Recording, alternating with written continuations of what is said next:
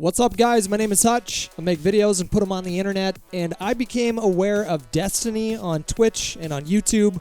I want to say about a year ago. He's one of the only other people in the gaming space that regularly discusses politics, and I had a bunch of you guys request that I reach out to him and do some kind of a collaborative stream, and so I did, and we ended up having a conversation for like over 3 hours just about a variety of different topics, and I hope you guys find this whole thing interesting because I'm just going to leave the entire video up. I'm just going to post the entire conversation that we had raw, and if you guys want to see this sort of thing happen again, let me know in the comments, and if you don't, I'm sure you'll let me know as well. So sit back, kick your feet up, and enjoy this monstrous video.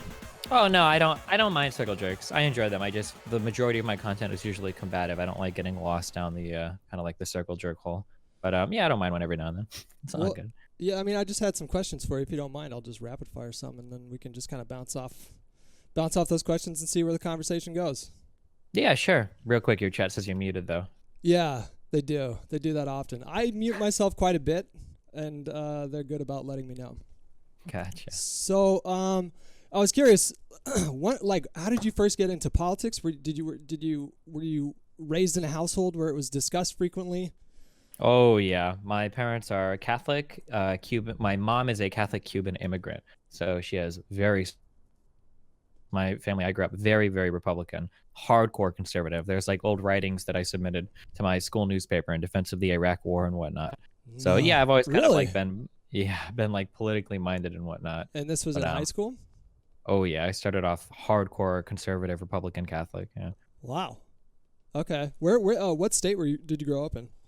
I am in Nebraska, and that's where I've grown up, yeah.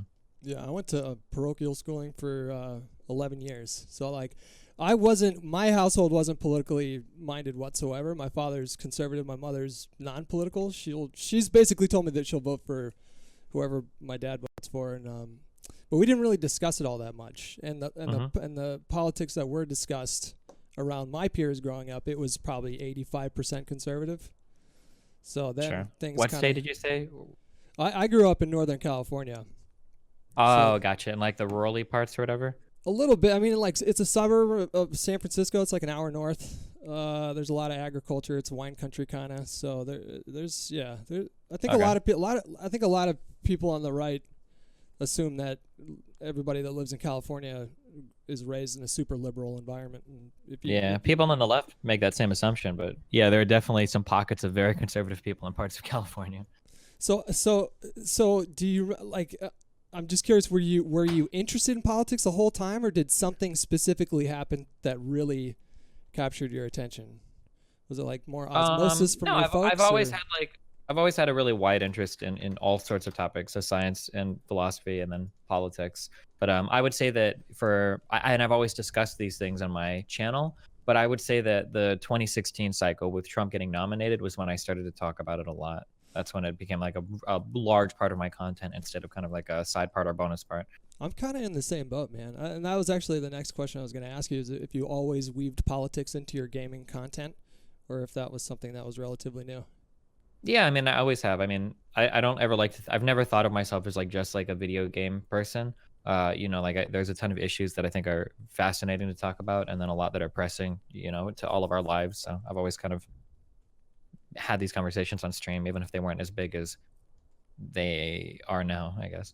So how did you go from defending the Iraq War in your high school newspaper to where you're at now? I was on the completely opposite end when it came to the Iraq War. It was like 9/11, and then the build up to the Iraq War, and then the war, and then losing a friend in the war. All these things really were sort of the spark for me to get super interested in this topic.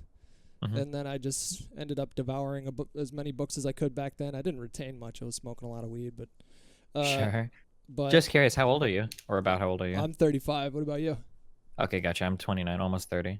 So I was a little younger when 9/11 happened. I want to say I was in like 5th grade or 7th grade or something. So not quite old enough to really process things, but it was my freshman year of college. It was my first semester of college is when 9/11 happened. And I just, I remember, turning on the news, and I remember being like, why the fuck did this happen? Because I was completely ignorant when it came to politics and history. maybe Mm-hmm. just like real surface level stuff that you have to memorize to pass some tests when you're a kid, but everything else, like there was nothing. It was just a blank slate. And I remember just being so confused as to why it happened. And then the only answer I was being given was It's because that of our freedom. because they hate our freedom. and, Yeah. and if you question that, it would evoke a sometimes visceral, Oh like yeah. angry response from super patriotic, or what they would call themselves as super patriotic people, and the whole thing Mm-hmm. confused the shit out of me. And then I saw that kind of being parlayed into the buildup of the Iraq War, and if we can just shift all this anxiety from Al Qaeda and push it towards Iraq, then we can accomplish this goal. And then watching, Congress like go along with it, the whole thing just blew my fucking mind. And so that was the thing that really got me into it. But I'm curious is how you made that shift from a young conservative to where you're at now. Yeah, I guess they were like or go ahead. You would call yourself center left, yeah? Is that fair? In America, I would be center left. Yeah. Well, economically, I'd probably be center right. Socially, I'm very far left. I think probably in the United States at this point. Yeah. So I guess there have been a couple things. So there are two big things, maybe a third thing. So the first thing is that for whatever reason, I've always been a really combative person. So if I have like an idea, my idea is that, or my thought process is that I should be able to argue with any other person and always be correct. And if we're both rational, we should both come to an agreement at the end. And I've had this mindset throughout, at the very least, my freshman year of high school. So if I had an idea, I was debating people about it always. And there were, there's not a shortage of people that are strongly opinionated about political things, so there are always people to debate. So I had the market's hot these days. Well, now especially these days, yeah. But yeah. So I mean, like, so one is I'm always willing to confront new ideas or ideas that I don't agree with, which is good.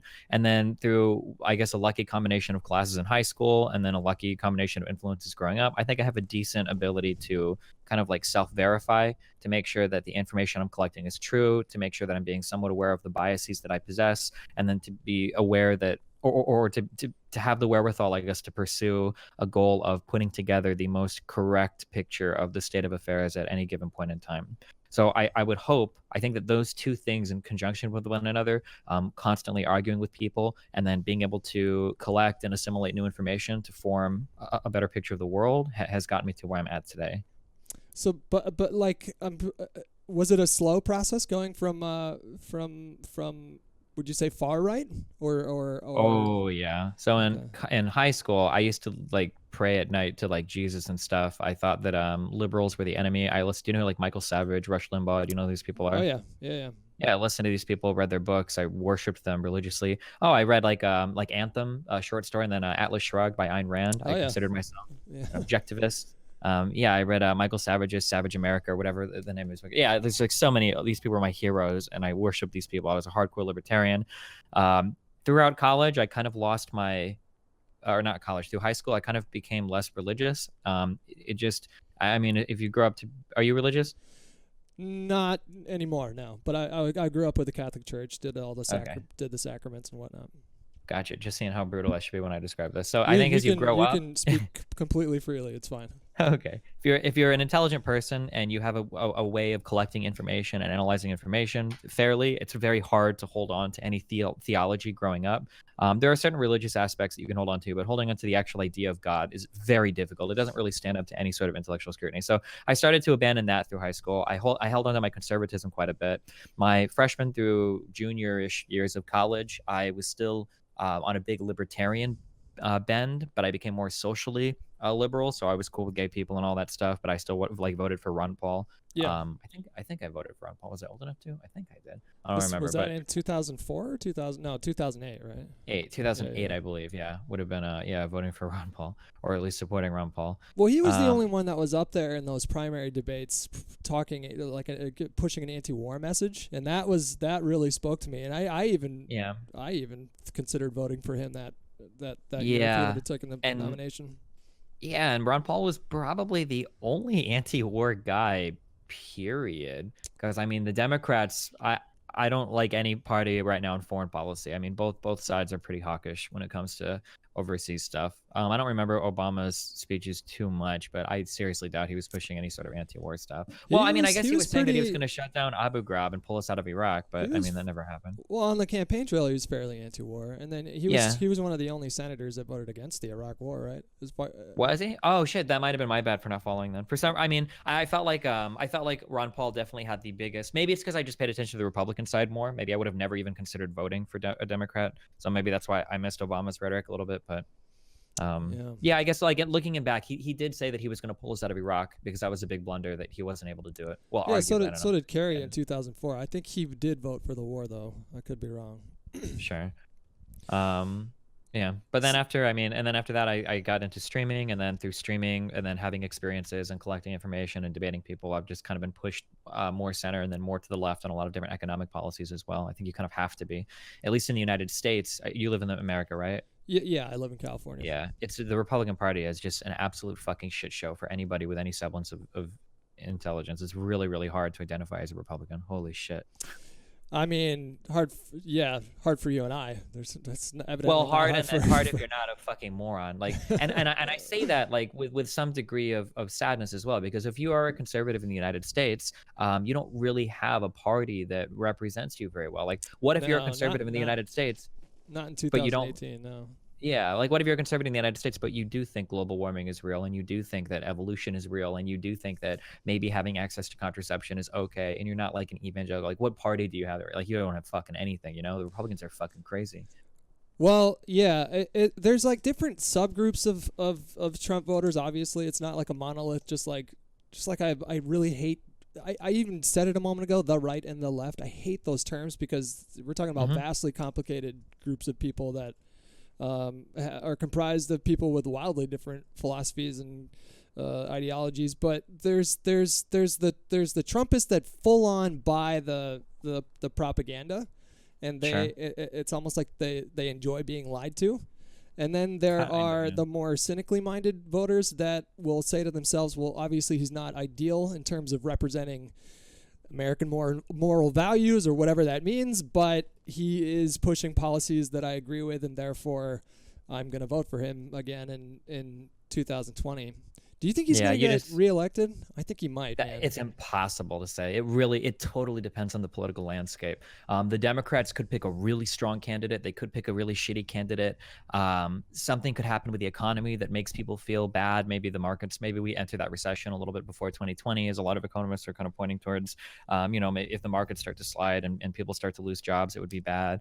Maybe a terrorist attack or something happens. Authoritarians love that kind of stuff. That would definitely help Trump if we could stir up any type of anti-immigrant or anti-Muslim sentiment, with terror attacks and whatnot. There's so much that could happen that, like, I don't know, it could swing either way. I think it might be different this time around, and maybe that's naive, but the anti-Muslim rhetoric in the buildup during the Iraq War, I don't know if that would work as well in 2018. There's been you say that, but if it would only take one terrorist attack to stir it all up again, I think. I mean, look what they were trying to do with the caravan stuff, to stir up anti-immigration. Like, have you heard anything about the caravan shit after the midterms? No, no one gives a fuck about it anymore. I think the week before the midterms, I read this article that Fox had run, like, it was over 400 segments on the caravan, and then in the week after the midterm, it had dropped down to 92 or something like that. It was just so blatantly used for cynical political purposes. It was ridiculous, but I don't.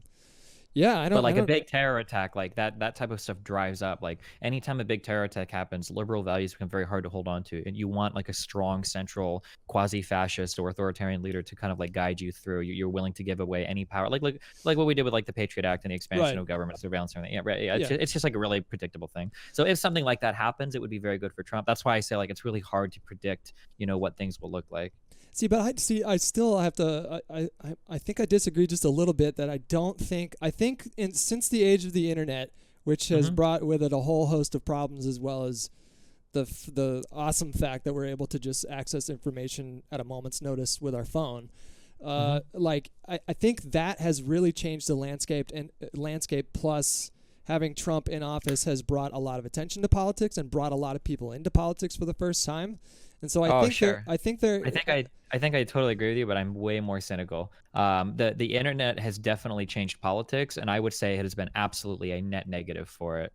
you would say it's a net People, negative. Well, but oh someone like yeah. Barack Obama couldn't have been elected, I don't think, without the internet either. So if you would have, maybe your answer would have been Uh, different like 4 years ago. I mean, it's hard to say. I mean, I can't really know that, but like, so here are some things that I do know. People have a very bad time recognizing their own biases, and there are companies online that prey on that to sell you advertisements, and they do it by getting you lost in these hopeless pits of fake news. So like if we were to look up like Right. percentage of Americans that get news from Facebook, it's like an astounding Oh, it's like more 80 than million. It's ridiculous. yeah, Yeah. more than 2/3 of American adults, 67% to be exact, get at least some of their news on social media. That's not as strong, but there's like gets the majority of their news is still like is like a scary number. And I mean, like if you've ever seen like the shit memes that get like cycled yeah. around, Yeah. holy shit, yeah, it's an insane. That scared the fucking shit out of me in 2016. The actual like Trump has obviously co-opted fake news to mean something that it completely didn't like a couple years ago, but Oh but yeah. there were Well, it was there was originally used against him, and then somehow he managed to take on the term because I guess to authoritarians, like real shit doesn't matter. Like fact is totally irrelevant in his world. It's insane to me how much everybody buys into it. It's so uncomfortable to me. well with him it's like if with him it's always a predictable game of I know you are, but what am I? So if you call the Republicans obstructionists, he'll call the Democrats obstructionists. If you call him, something that maybe helped push his agenda fake news, and he pushes back on the media and says everything is fake news, and so Yeah, I guess try like to ignore that as much as I can. the these thing days. that bothers me is like you like for when you said like the internet gives us access to information. This is true, but then why do so many Trump supporters believe that Hillary Clinton sold 1/5 of our uranium to Russia? Right. You know, Yeah. why do so many Trump supporters think that we're just like sending airplanes full of cash to Iran? Right. You know, Yeah. we pulled out of that deal. It's catastrophic. We actually just abandoned it completely. I don't know if you saw a news article recently, but North Korea is spinning up like fucking a dozen or some shit Yeah. new missile sites Yeah, that were yeah. just like commercially observed like like a few days ago. Who saw that coming? Yeah, That's- but Trump will still say North Korea was a massive success, and all of Trump's supporters will still say that his work in North Korea was historic. They'll Yeah. say that pulling of the Iran deal was good, even though we had checks in place for that, but that the North Korean deals are good, even though we have nothing for that, and we're losing acting like yeah, it's insane to me. Well, like, none of them are talking about the Iran deal anymore. None of them are talking Not about those. anymore, Like but- they used to, he ran on those issues as his platform, and now it's like none of them really give a shit about it. It was just, Sure.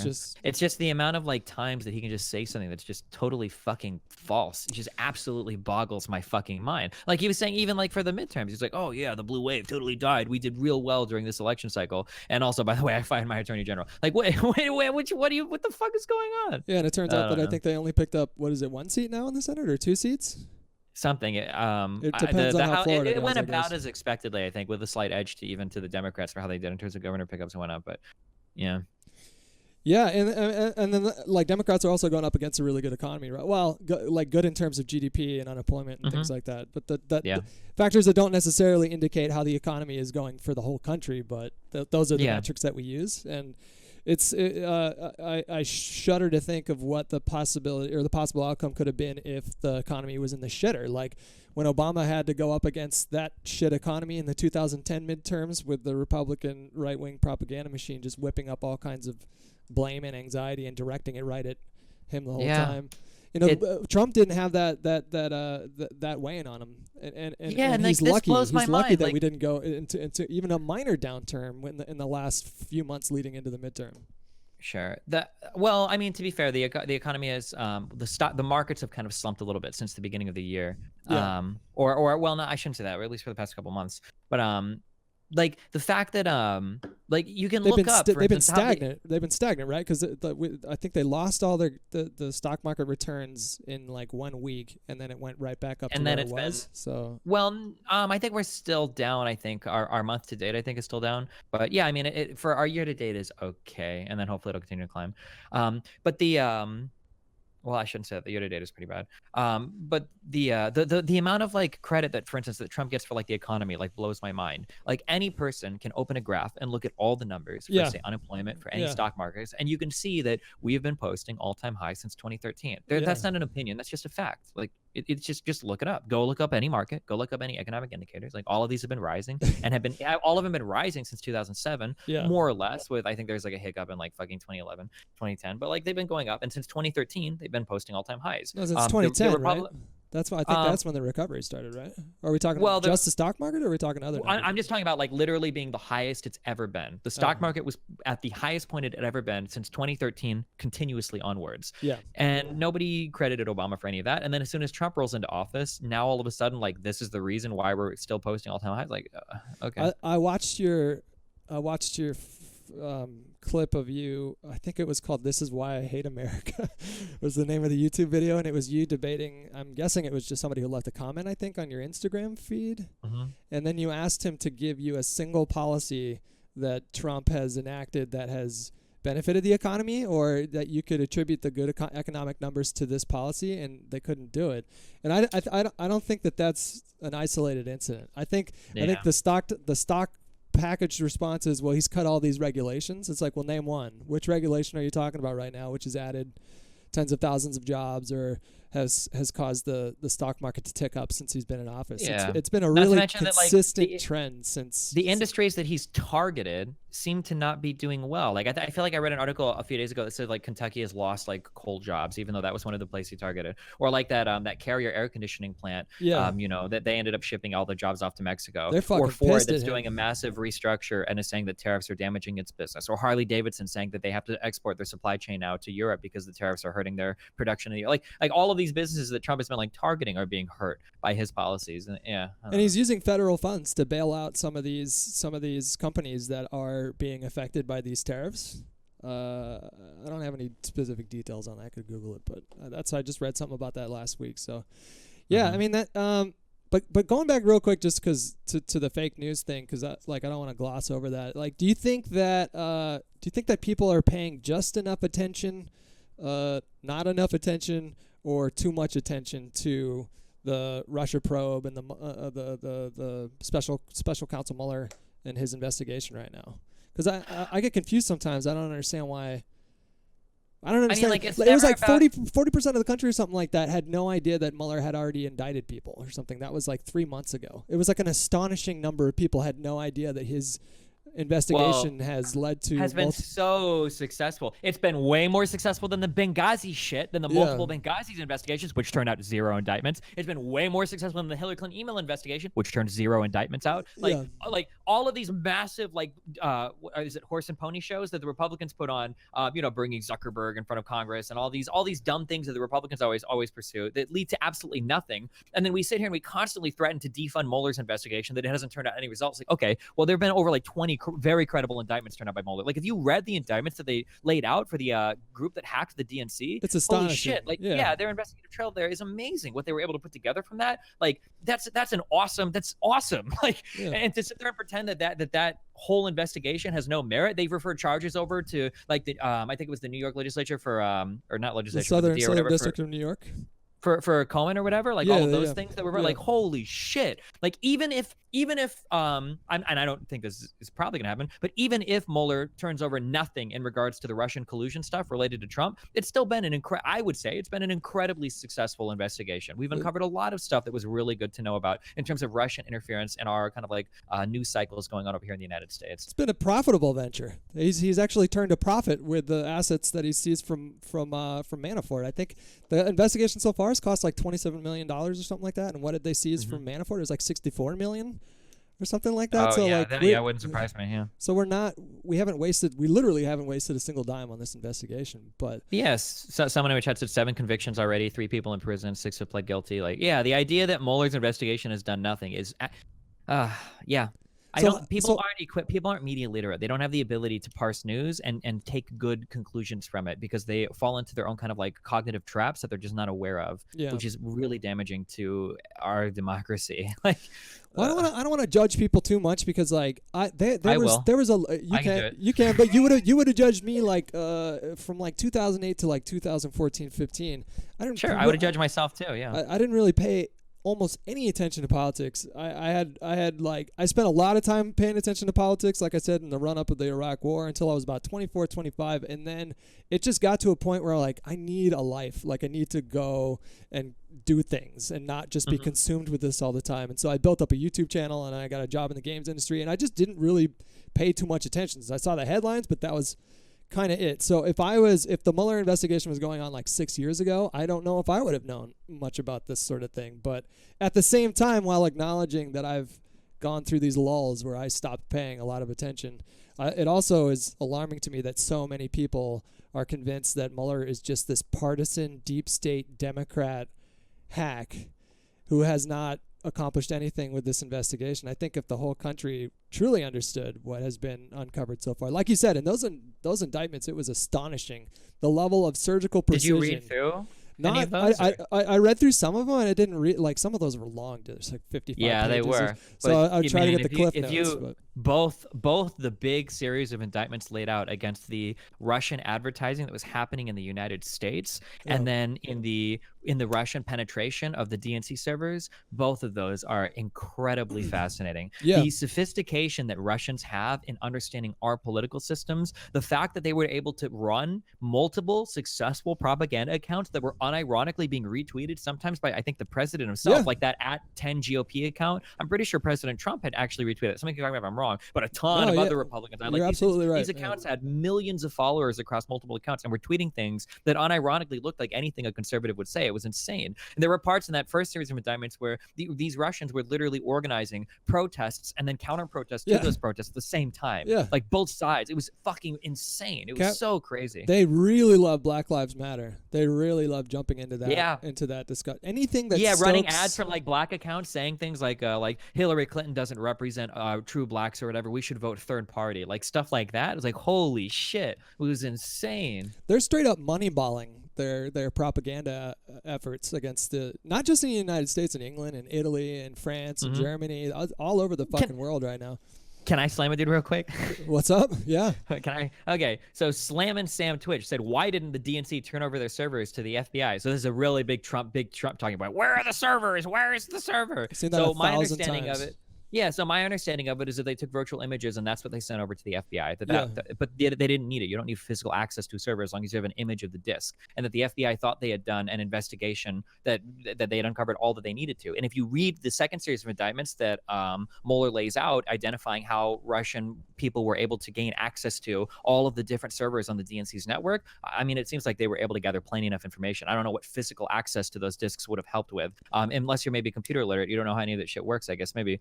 But I mean, there's also the second chance that maybe you're right, and the entire FBI from the top down is corrupted with deep state agents. Yeah. Like, I mean, yeah.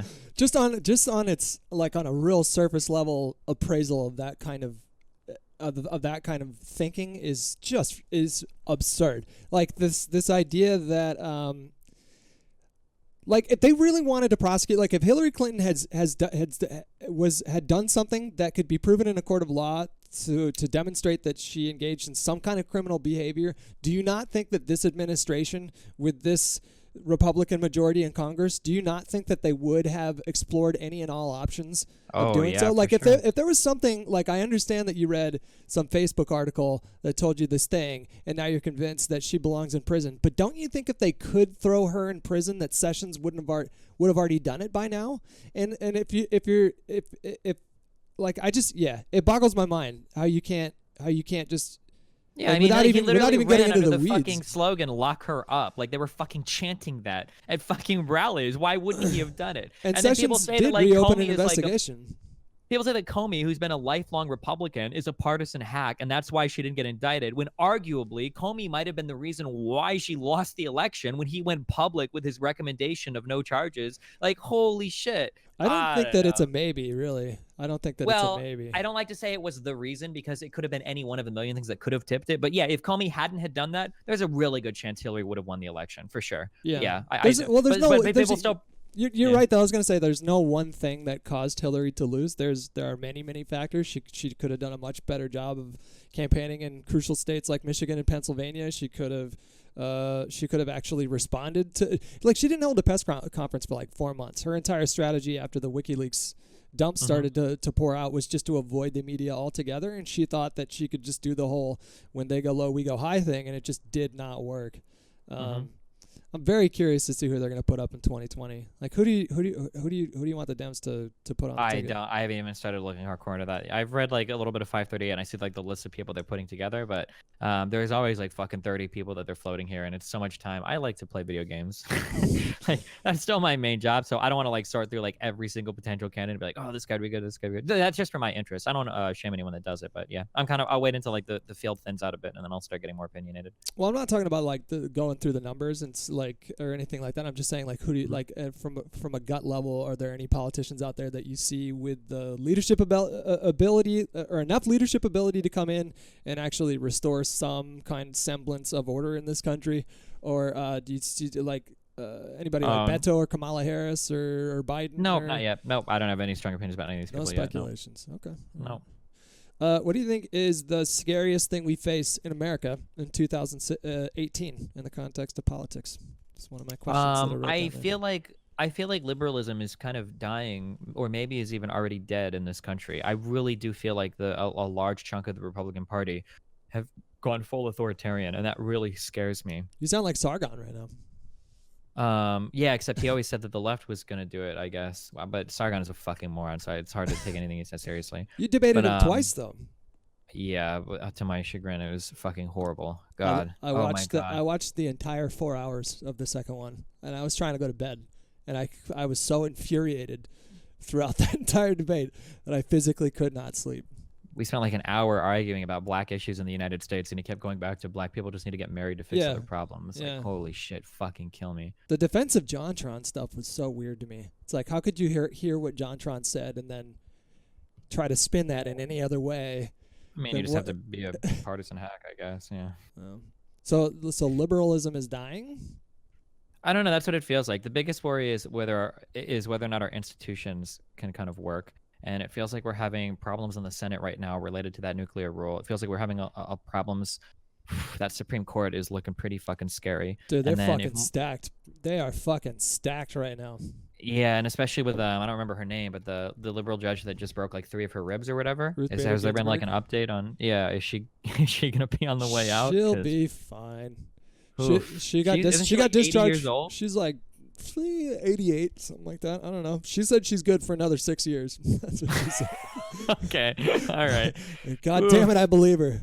Yeah. No, she got discharged from the hospital. She'll be fine. I got a hearing on the 26th, so I think it's about abortion stuff. There were like 3 states that put stuff on the ballot to really drastically reduce abortion rights, and then I think it's going to go up there, and we're going to see them gut Roe v. Wade, if not repeal it altogether or overturn it altogether. I can't imagine if we set new precedent that abortions go back to being illegal in the U.S. How insane. Jesus fucking Christ. I don't know, man. I think that would be a really catalyzing event, just like Trump was. If they did that, I mean, this is something that's like 65% of the country think that abortion should be legal. It's not even really close. I just like the thing that scares me though is like the thing that is frightening to me is I don't know how much I can trust certain people's opinions on polling at the moment in the Republican Party, because it feels like if you have a strong leader that he can pull you into things that you might not have necessarily agreed with prior to that. So for instance, like one of the big scary things to me that Trump did that was very telling was Trump did like one of the biggest no-nos I've ever seen a Republican do in my entire life, and he actually shit on somebody for being a fucking war hero. I never would have imagined that he would have survived that. Are you talking about McCain? Yeah, when Trump said that he liked people that didn't get captured, that was like one of like 4 different moments where I was like, that's it, dude, he's done. There's no way that his campaign survives that. But Republicans fucking flipped immediately. They didn't give a fuck. They're like, yeah, fuck it, dude, who cares? He got captured, like fuck McCain, and who cares if he's a vet? Like fuck that shit. I never would have imagined Republicans would have done that. Look at how Republicans have flipped on the Russian shit, right? Before anything, but before Trump, like fucking Republicans would cry all the time about Russia. Like, oh, remember when they cried when Obama had that recorded thing where he was like, after the election, I'll have more room to talk about these things. Right, look, they're fucking colluding with Russia. This is so bad. Hillary sold it. But now that Trump is in power, hey, Vladimir is kind of a powerful leader. Putin does do a lot of things right. I don't think it's bad if we want to be president. Like, holy shit, you guys 180'd so fucking hard on that. And Mittens in 2012 was up there debating Obama, talking about how Russia was the greatest threat that the United States faced, and Obama, I think, laughed at him or something. And then 4 years later, this happens. No. Yeah, I don't know. It's insane to watch Republicans just flip on those issues based on what Daddy Trump tells them. Like, Well, that just like blows my mind. one of the ways that he's able to rally his base so hard, or he was able to rally his base so hard in 2016, was the prospect of Hillary Clinton being able to stack the Supreme Court. Republicans are so much fucking better at voting in this country, and they're so much better at taking judicial appointments seriously. I just think that I think that liberals, or I'm going to say the left for lack of a better word. I'm just massively generalizing, but they don't take those threats that seriously. And now that he's packing these federal courts with these really hardline right-wing judges, and the same with the Supreme Court, we're going to see the effects of that play out for the next fucking 40 years. Yeah. It's not going to be something that just goes away the next time we elect a Democrat president. We're going to have more decisions like Citizens United that are going to have profound effects on our democratic institutions for decades. And I don't know how, like, what the fuck are we going to do about that? You know? Nothing, because the Supreme Court is a very scary institution with how partisan it's become. I think even back in the days of Bush Jr., I think that the judges were usually bipartisan. I'm not 100% sure on that, but I think if you go back to like Bush and Clinton, weren't they putting up judges that were kind of not bipartisan, but they would do like a liberal, a conservative, a liberal, conservative? Does anyone in my chat know this for sure? I think that they end up doing that because of the gridlock in Congress, not because they have to, or not because they want to, but because they face an opposition party in the Senate. That was the case. That was the case for George W. Bush, I think. Or when did it used to be Democrats... for Supreme Court nominations, you would need a 60-member majority to like override like filibusters and whatnot in order to keep stuff from being heard. But now that we've triggered the nuclear option, now you only need a simple majority. If you've got 51, you can pretty much stop completely everything going on in the Senate. Yeah, I don't know, man. That stuff is scary to me. Mm-hmm. So I don't know if you answered the question when we were talking about Mueller, though. Do you think that it's to the Democrats' detriment to ignore the Mueller stuff and just not focus on it too much, or do you think they should be focusing more on that stuff? I mean, I think it's good to. It's hard to say. I'd say probably not focus on it. I think it makes you look weak when you keep appealing to Mueller stuff. Like, and there's not much you can do about it. Just sit and wait for it to go on. Wait for indictments to roll out. Talk about the indictments when they're in the news cycle. Yeah. And then don't.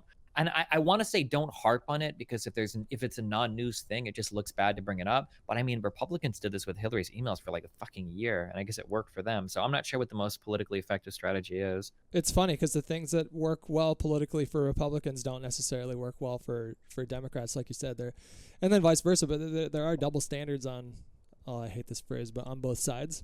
And so you can't. I don't think we can look at Republicans and say, okay, well, that's the playbook, we need to do that. But at the same time, I do think we need to consider the political consequences of harping too much on the and it's like you said, like maybe the thing you have to be really careful though about this line of thought is that Republicans, it seems like, will fucking engage in anything anyway. So like this idea of like they go low, we go high. Well, if they keep going low, you're just gonna get kicked in the balls and you're gonna die. Like it doesn't seem to be working very well for the Democrats thus far. Like we had like people like Franken will step down at accusations, and then people like Trump are literally recorded saying, "I grab him by the pussy, fuck him," and and it seems like Republicans don't really care that much. Yeah, I had hopes. I had hopes for Franken to run in 2020. I think he would have been a perfect opponent to Donald Trump. Yeah, but not in the context of like the Me Too movement and everything. Like he's kind of undermined himself too much. As soon as that picture came out, I'm like, well, he's done. Like I knew he was going to end up being pushed out or having to resign, because Democrats can't afford to. They can't afford to hold themselves to the same standards as Republicans. And so I think that they end up taking it a little too far.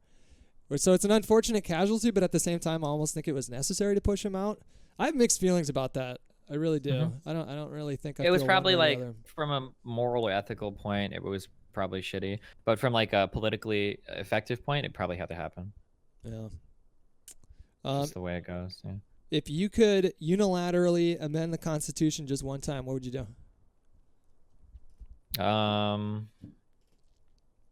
It would probably be something related to campaign finance. I just don't know what the answer is, but I feel like the system we have right now is catastrophic.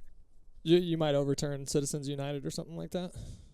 I'm really uncomfortable doing it. So there'd have to be some system in place to regulate, I guess, like this type of free speech afterwards. But yeah, something related to that, I think.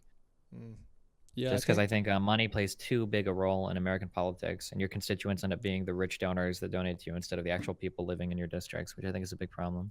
I think Republicans spent, Republican donations Actually, I don't know if it was spending or the amount of donations they got from PACs, but it went up, I think, 300%. It went up. It was like 400 billion in 2008 to 12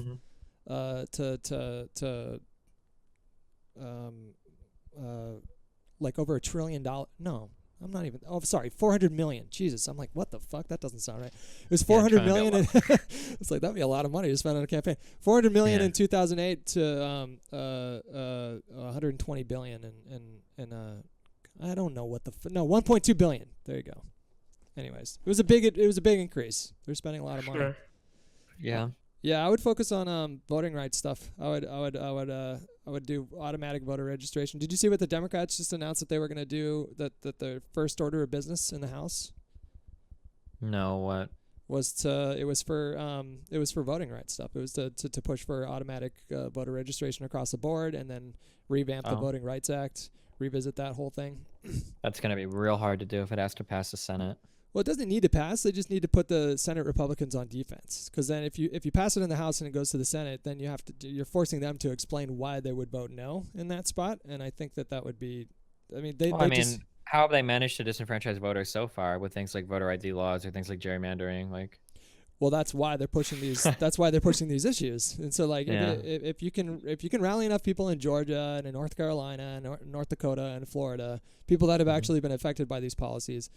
Like then, and then you have to also get the Republicans on their side of things to explain why they're doing these things. Like, it's really hard to defend a policy that can disenfranchise 50,000 legal voters to maybe stop like one or two people from illegally casting a vote. And if you can, I mean, I guess it doesn't matter these days because facts don't fucking matter. But it's good to put them on defense, and that's one of the huge benefits of them taking back the House, apart from the subpoena power stuff. Sure. So you oppose raising the minimum wage? Did I hear that right? A long time ago I did, but I mean, it's kind of hard to be in opposition of it now. It seems like it works out really well everywhere it's implemented. Theoretically, it sounds really stupid, but empirically, it seems to work. So, what about people that say if you raise the minimum wage, you have to account for inflation, and everybody just ends up paying more for rent and goods and things like that, and so it ends up canceling out the effects of raising the minimum wage? I mean, that's like that's a good story, but it just doesn't seem to work that way empirically. I was just about to ask you, because you're much more wonky on economic stuff, or just in general, than I am. But like, how would that? Yeah, like even in Seattle, I think Seattle was the place where the economists had finally had looked into a place where a big minimum wage hike happened, and they were like, see, these were the bad effects that we were talking about. But they actually reversed their position on that recently. Like, there's a couple of kind of negative effects, but overall it seemed to be like a positive to neutral thing. I read, I think I read that article. That was a few months ago, right? The bad one was, but I think the revision was somewhat recent. I want to say within the last month. Interesting. I think Oregon did the same thing, right? They increased. They're doing an incremental increase to their minimum wage. I think it's like $10.25 right now, and it's going to go up again in 2020, and it's going to go up again in 2022. And I think the goal. I think they set it for $12.50 minimum wage, or it might even be $15. But they're doing it slowly to see if they can sort of counteract the negative effects from inflation. Sure. But, incremental changes like that are probably easier for markets to deal with. Yeah. Well, I don't know why I had this assumption. A few people on Twitter told me that you opposed the minimum wage hike, and I was going to work off of it from there. But I mean, I used to a long time ago, but I actually not even that long ago. Maybe as of recently as like a couple of years ago. But then I think we did a stream where we did a bunch of reading on minimum wage related stuff, just because I was curious. And again, empirically, it just doesn't seem to have the negative impacts that people say it does. You can track minimum wage against unemployment or average earnings of certain workers, and it doesn't seem like there are any bad effects that you would expect to find. Well, how would you deal with stagnant real wages adjusted for inflation? How would you deal with economic disparity, mass concentrations of wealth, like basically wealth redistribution, which is I mean, it seems like America needs more redistribution. It's hard to do that while remaining competitive with the rest of the world. These are really complicated problems that probably require world governments to solve, as much as that upsets people to hear. But like, the share of income being generated that's going to capital owners versus laborers is pretty fucked in the United States now. It seems like it's been growing pretty badly since the 60s, I think, or maybe the 80s. It's been like a very, very large share of the income generated now. All the new income seems to be going to the wealthiest people. So the only way to do that is to redistribute it. But if the redistributive effects are too hard, you disincentivize those people and they take their business elsewhere. So you need a way to get other countries to kind of buy into this. Okay. Well, we don't disagree too much on that one. I was expecting a little bit more Yeah. of a disagreement on that one. Can you give me some examples of how you see the left going too far? Or what the left is still getting wrong these days? May be a good idea to clarify what the left means. I mean, I use that term it's a massive generalization because there's, like I said, there's lots of different you said this earlier. Yeah, go ahead. Yeah, so to be clear, that when you say there's massive, like it's a bad generalization, so there are two parts to any political machine. You've got the input and the output. In terms of the left and right, I would argue the inputs are incredibly varied. Why somebody might vote for Trump, there could be a variety of reasons. Why somebody would call themselves a Democrat, there could be a variety of reasons. However, even though the inputs are dramatically different, the outputs are relatively consistent, and that's typically what I look at when I look at effects on society. So, for instance, I would say that like Republicans tend to stand for this thing, and I would go by what do the leading Republicans say. So either the leading Republicans in media or the policies that they push in the White House. I'm not as concerned with the inputs there. Now, if we were talking about why are people voting for these things, that's a different thing. But yeah, so I think that Democrats are fairly united on a few key points, and Republicans are fairly united on a lot of big points. So yeah, that's how I look at it. Well, they did really well with healthcare. They did a good job of avoiding. Wait, who did well with healthcare? Democrats in terms of running on healthcare. That was the number one issue with voters in 2018. Oh, sure. I'm not saying that Obamacare is perfect or that it couldn't be improved. I'm saying in terms of framing their campaigns and framing their platforms, they recognized that protecting protections for pre-existing conditions and maintaining or maybe even expanding Obamacare was the number one issue with voters, and so they focused on that like with laser precision. And then it was so funny to me because you also saw Republicans coming out during the last 2 months and saying that they were going to be tireless defenders of pre-existing condition protections, and some of them were just outright lying. I think McSally in Arizona, she was on camera, like she was confronted by someone asking her why she voted against protecting people with pre-existing conditions, and then she just straight up lied and said her voting record speaks for itself, and that's not true, and I voted to protect them, when she was the one, like, I think she famously was quoted saying, let's get this fucking thing done by in reference to repealing Obamacare. So like even Republicans shifted to the left on that issue in the last couple months because they saw that it was a losing issue for them. Yeah, I think that's one of those things. I think like Medicaid for all or whatever, or Medicare for all. Medicaid for all is one of those things that pulls like really well for everybody. I think it's like almost, I don't know what the... You said you don't really trust polling all that much, but I think. Oh no! I'm sorry. I don't mean I don't trust polling. That sounded way more extreme than I wanted to say. What I mean is that, like, if you poll Republicans on certain issues, if Trump says something different, I feel like a lot of them will follow him on those like opinion issues. Yeah. Okay. All right. Yeah, that's what I meant to say. Do you favor a more centrist candidate or a more progressive candidate in 2020? On the definitely progressive. I have no desire. Socially, I think the Republicans are completely fucked in the head, and I don't want to. There's no bargaining or anything that I can do with people that are like conservative, like regressive socially. I just have no desire to. I guess, yeah. Yeah, maybe it's misguided to extrapolate what happened in Texas to the national scale, but if someone like Beto can run a race where he's 3 points behind Ted Cruz, who had previously won his seat by a margin of, I think, 16 points or 14 points or something like that, I get really excited thinking to what he can do to the rest of the country, and how him running in 20, like, I really love the idea of him running. It might be naive or idealistic, but I think that he could do a tremendous job of turning some purple-leaning counties, districts, and states and maybe push them to be slight blue, which would be huge. Sure, maybe, yeah. So I agree with you on that one. I think that they do need to push someone that's more of a progressive. Have you ever crossed a line that you wish you hadn't? Has the last few years taught you any lessons that have altered your attitude or conduct? Do you have any regrets? I mean, in terms of like, I've been witch hunted like pretty brutally by both sides at this point. But the right is actually so much worse. I wish I would have had maybe a better handle on how that would have went beforehand. I'm not sure if I would have changed anything. But like, for instance, like I've had people on the left go after like my career and like sponsors of sponsorship. But people on the right will go after your family. Like they'll try to like dox your family and shit and like make death threats and call the FBI and whatnot. And the left people never seem to do that. Yeah. I was going to ask you, have you ever been doxxed? Oh, yeah. That must fucking suck.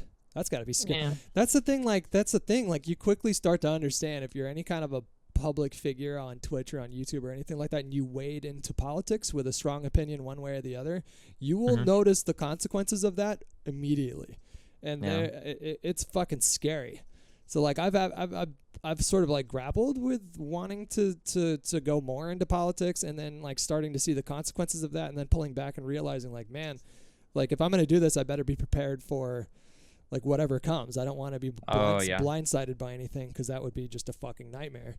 But it's fucking ugly out there right now, and I think that's relatively new. Like I want to say in the last like 20 years. I don't know. Social media has made like group mob mentality. Yeah, it's hardcore empowered that type of thinking in ways that it never was possible before. You know, if you say some real dumb shit, like what's the worst case scenario? It ends up like in the newspaper. Like, who the fuck cares, right? But now some random no name could say some dumb shit on Twitter, and it could become an international tweet the next day if the right people get wind of it. So yeah. I mean, are there any particular things that you regret? No, I try to say I have no regrets. Like, obviously there have been things I've made where I could have made better decisions, but I mean, every mistake is a learning opportunity, and I feel like I've learned so much over the past 10 years. I don't know how much information I would have if I hadn't have made the mistakes I did. So every decision I make is valuable to me. Did you get banned from Twitter, or did you just close your Twitter account? I got like permanently banned from Twitter. Yeah, I got spam reported. And I'm still not sure what for. It's one of those things where like I'm like 99% sure if I could get in front of like a guy like that, I think it's Rishi or whatever that runs the Twitter gaming account. If I could like get in front of someone like hey, could you look into why exactly I got banned? I'm like 95% sure I got false positived on something, because I got banned for the ban message that I got was for inciting like violence against racial groups. What? And it's like, yeah, and I'm like an SJW, like I don't do that. So I have no fucking idea like what the fuck the And they didn't give you the particular tweet that was flagged or anything? No, they didn't. They just permanently banned my account. And then I don't have yeah, it was just really sad, yeah. Huh. So like if you could be on Twitter, would you, or do you like being yeah, for sure. It's an amazing platform to engage with political stuff. Way better than Instagram. Yeah. Better than Instagram, huh? I don't know. It's kind of shitty on Twitter. There's so many. If not bots, it's getting really hard to distinguish between bots and real people anyways, just because the talking points are so prepackaged. Like they are, but like the thing is that like Twitter lets me bully people that I think need to be bullied, and then inevitably they'll come on to have a voice conversation. And that's where like a lot, like the whole JonTron conversation, all of that should happen because I was able to kind of like fight with people on Twitter. And you can't really engage with people the same way on Instagram, so I just lose access to that entire market of people. How did that conversation even happen? Like have you guys Representative Steve King from Iowa was tweeting out about how Mexican babies were going to replace white babies in the United States. And then a couple of dumb fucks like Chris Reagan or whatever other edgy YouTube centrist dipshits that shouldn't be talking about politics started to tweet like, well, nobody would get mad if Japanese people said this. And JonTron was agreeing and whatnot. And then I kind of poked him a little bit, and I was like, hey, like, don't you think other people might contribute to our culture? And he's like, well, I don't think music and food counts, even though these are cornerstones of culture sometimes. But it's like, okay. And then eventually it got to the point where he came on and we had our conversation. Yeah. It's not just music and food, it's like entrepreneurs and grad students and a host of other metrics that immigrants are just crushing. But yeah, so and even if it was just food and music, like food and music are huge parts of culture. Like fuck, like I don't know. Did you poke him on Twitter, or how did you guys link up? Yeah, it was done on Twitter. That was where our big things happened, and then that's why I've talked to Martin Shkreli, I've talked to Lawrence Southern, Sargon Bakad. All of these people like came from Twitter debates. I was trying to work my way up to Ben Shapiro. Well, it would have been like Stefan Molyneux, and then ideally like Ben Shapiro or Jordan Peterson would be like big goals as well. But it's really hard to have any sort of like relevance politically online when you don't have that Twitter presence. There's like no way for me to engage with any of these people. They'd be like Goro and Shang Tsung would be Ben Shapiro and what is this a reference to? I don't even know. Mortal Kombat. It's like the two final bosses there. Gotcha. Because who else is there? I mean, it's like those two people I see are like, I wouldn't call Joe Rogan a conservative voice, even though people lump him in with the. Yeah, Joe Rogan's just kind of dumb in how he platforms people, but he's not. I don't think he's a conservative. No, not really. I watched a clip of his recently that kind of pissed me off. He was talking about the whole thing that happened with Jim Acosta. You saw it. I didn't hear him talk about it. Oh God, what was his opinion on it? He weighed in, and I got the impression that he didn't even actually watch the clip, because the way he was characterizing it was that Jim Acosta was just badgering Trump after Trump had answered his questions, when the reality is, when you watch the clip, Trump did not answer his questions. He just continuously interrupted him, insulted him, and then completely dodged the question altogether. And unless we want to live in a country where the White House press corps don't press the White House officials or the president himself, then I don't see how you could defend what happened to Acosta.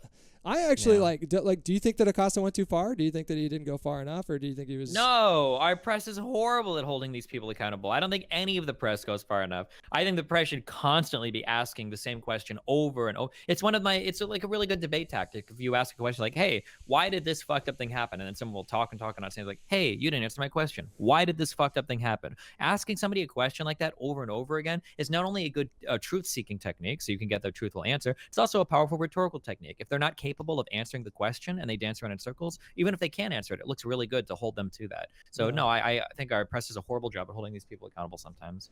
Do you think it's just purely bad faith that people are saying, like people on the right are saying that he fucking karate chopped her arm? Or do you think that they truly believe that? Some level of people are going to be real dumb and they actually believe it because they've been swept up on the news, but there are a lot of bad faith actors involved in that, unfortunately. But it's fucking so clear on video. It's like that's why I'm saying I don't believe that giving us more access to information has really helped as much. that was my point earlier. But your beliefs, your belief system, your ideology can literally alter what you're seeing. That's how it works with Trump. That's the whole point of an authoritarian or a fascist really leader, is the idea that, I mean, like, I hate to be mean, like, have you read like 1984? Yeah.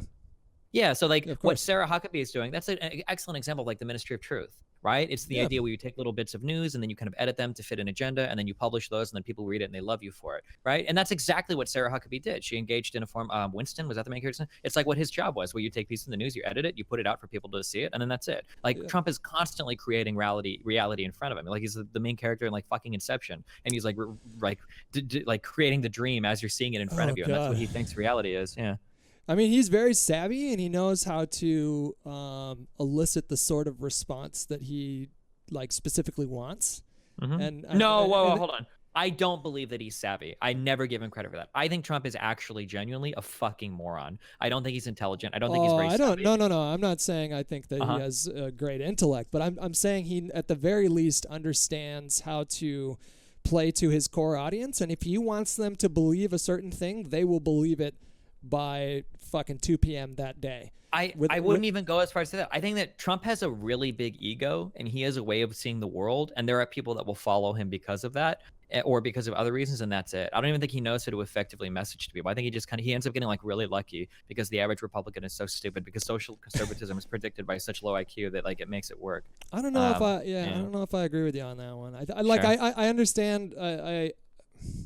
The problem is that if I start giving Trump credit for things like that, then I have to figure out, well, why is Trump so politically ineffective? Because Trump is incredibly politically ineffective. He's good at getting people to like him, but Jesus Christ, he's fucking fails when it comes to getting Congress together or even Republicans together to work on things. He can't seem to do it. There's a lot of gridlock in government. His own appointees seem to have problems with him, right? How many of his own cabinet has he gone through? And now getting rid of Sessions, which was his own appointee.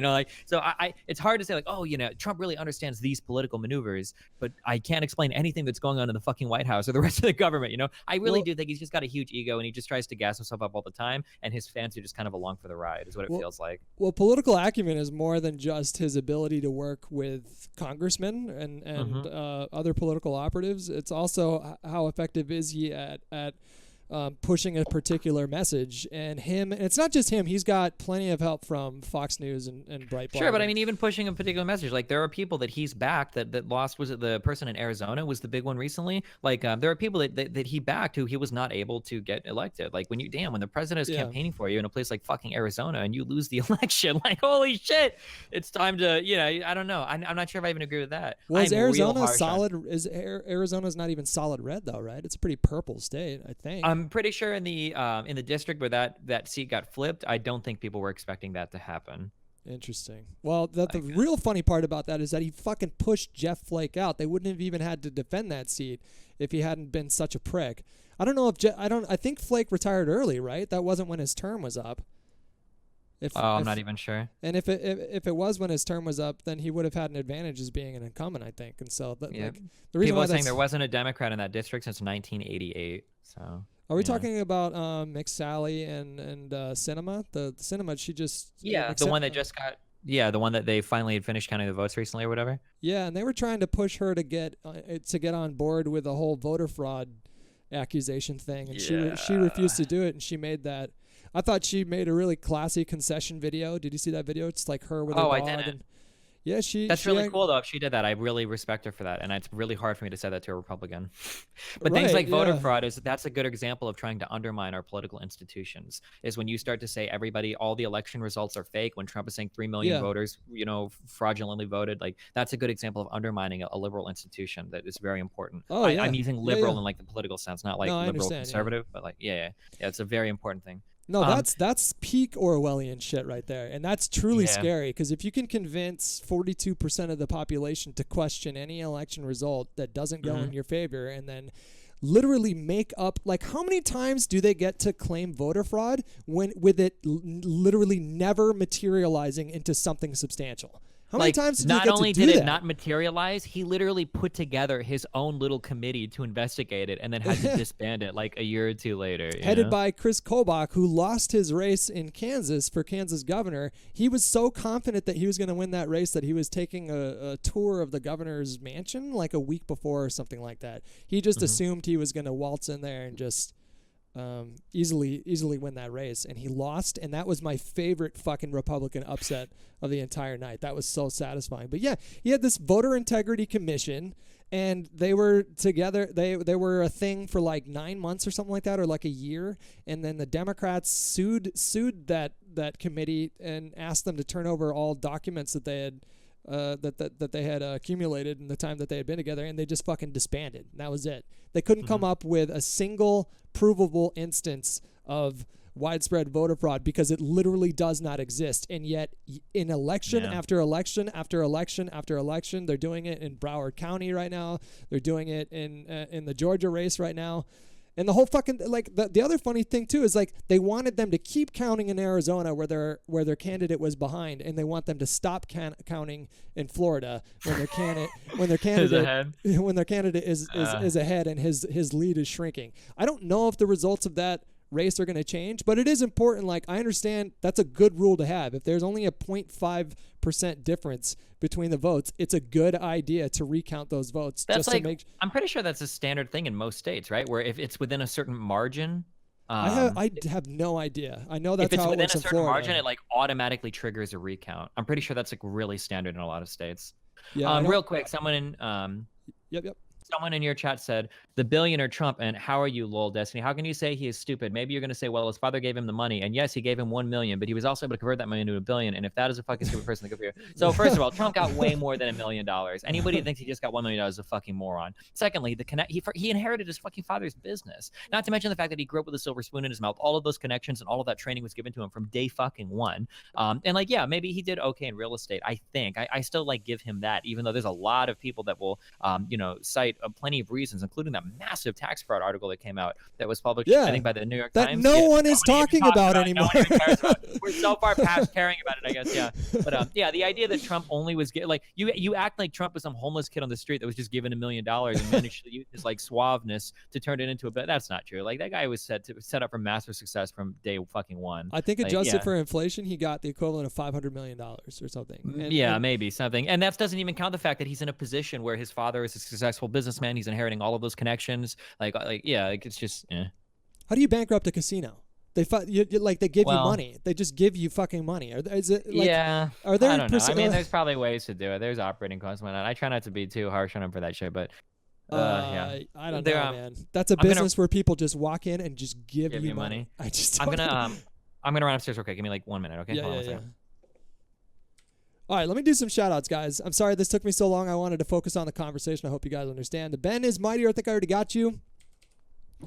Xphobia with 10 months. Excited. I already got you. Beats Aroni, thank you so much for 6 months. Whispering Eye with 11 months. Turkey Line with 4 months. Pledge Big Mike with 40 months. Thank you, buddy. That's a very long time. I Am the Hunt with 13 months. Dude, Milton Friedman is a boss, king of true economics and proper conservatism. I've heard that name before, but I don't think I've read anything by him. Spartan Zero with 4 months. Gigamosher with 11 months. Sir Layer of Pipe. I got a burp. with 28 months. Creative Name with 8 months. And then B. Schwartz with a Twitch Prime sub. Thank you guys very much. But where does he stand on dogs? Cats versus dogs?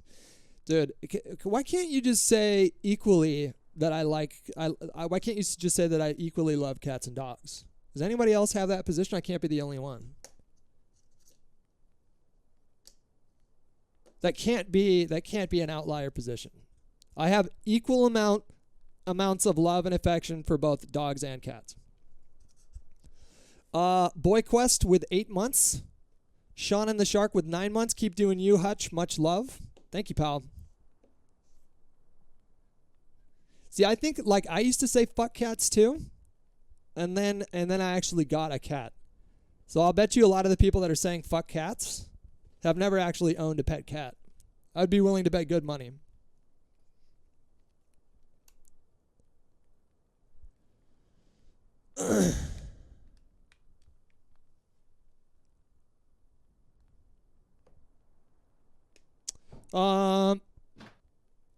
I was going to ask you guys a question, but it sounds like he's back.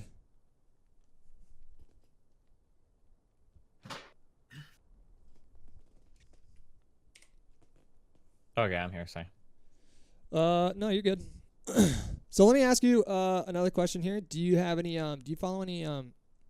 Actually, I want to circle back. You had a conversation with Laura Southern. Yeah. How did that go? Fucking horribly.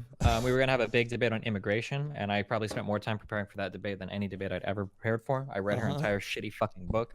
I read all these boring ass fucking papers on immigration in the United States, immigration in Europe. She was Gateway Pundit or Daily Caller, or which one was she? She worked on the Rebel Media. Now she does her own like white nationalist shit.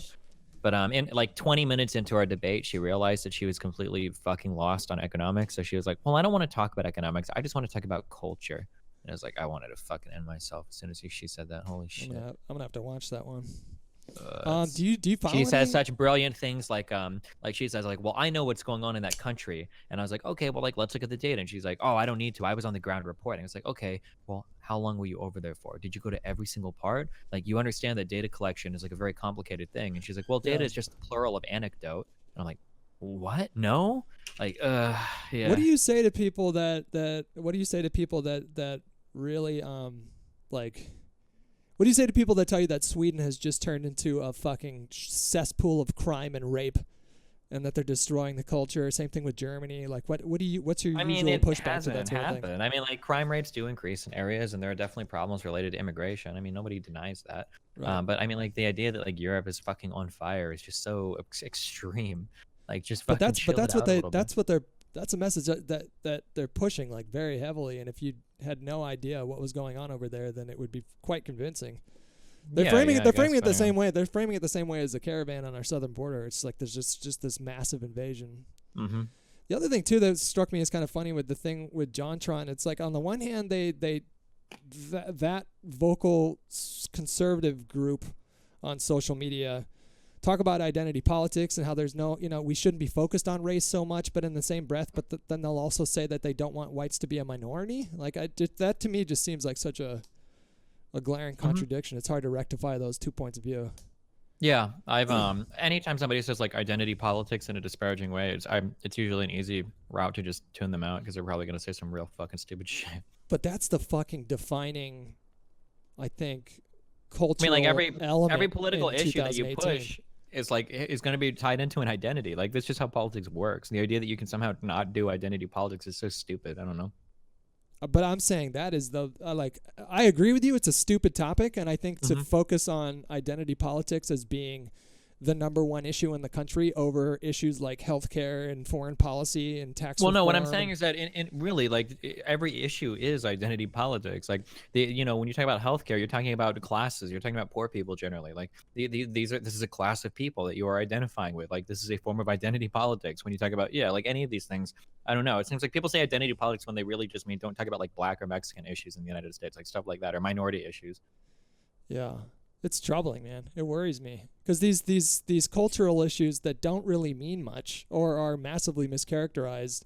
I think more people go to the polls over issues like Colin fucking Kaepernick and transgender bathrooms than they do to go Foreign when they show up to the policy. polls. Yeah, like foreign policy isn't the thing that's getting them to go. They couldn't possibly give a shit about, like, they used to call Obama in chief. What was that thing? Mhm. The Obama.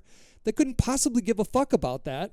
Like, there were more there were more civilian casualties as a result of Trump's the bombs that Trump dropped in his first year of office than there were in Obama's entire 8 years. So they couldn't possibly Is that give true? I don't know if that's true.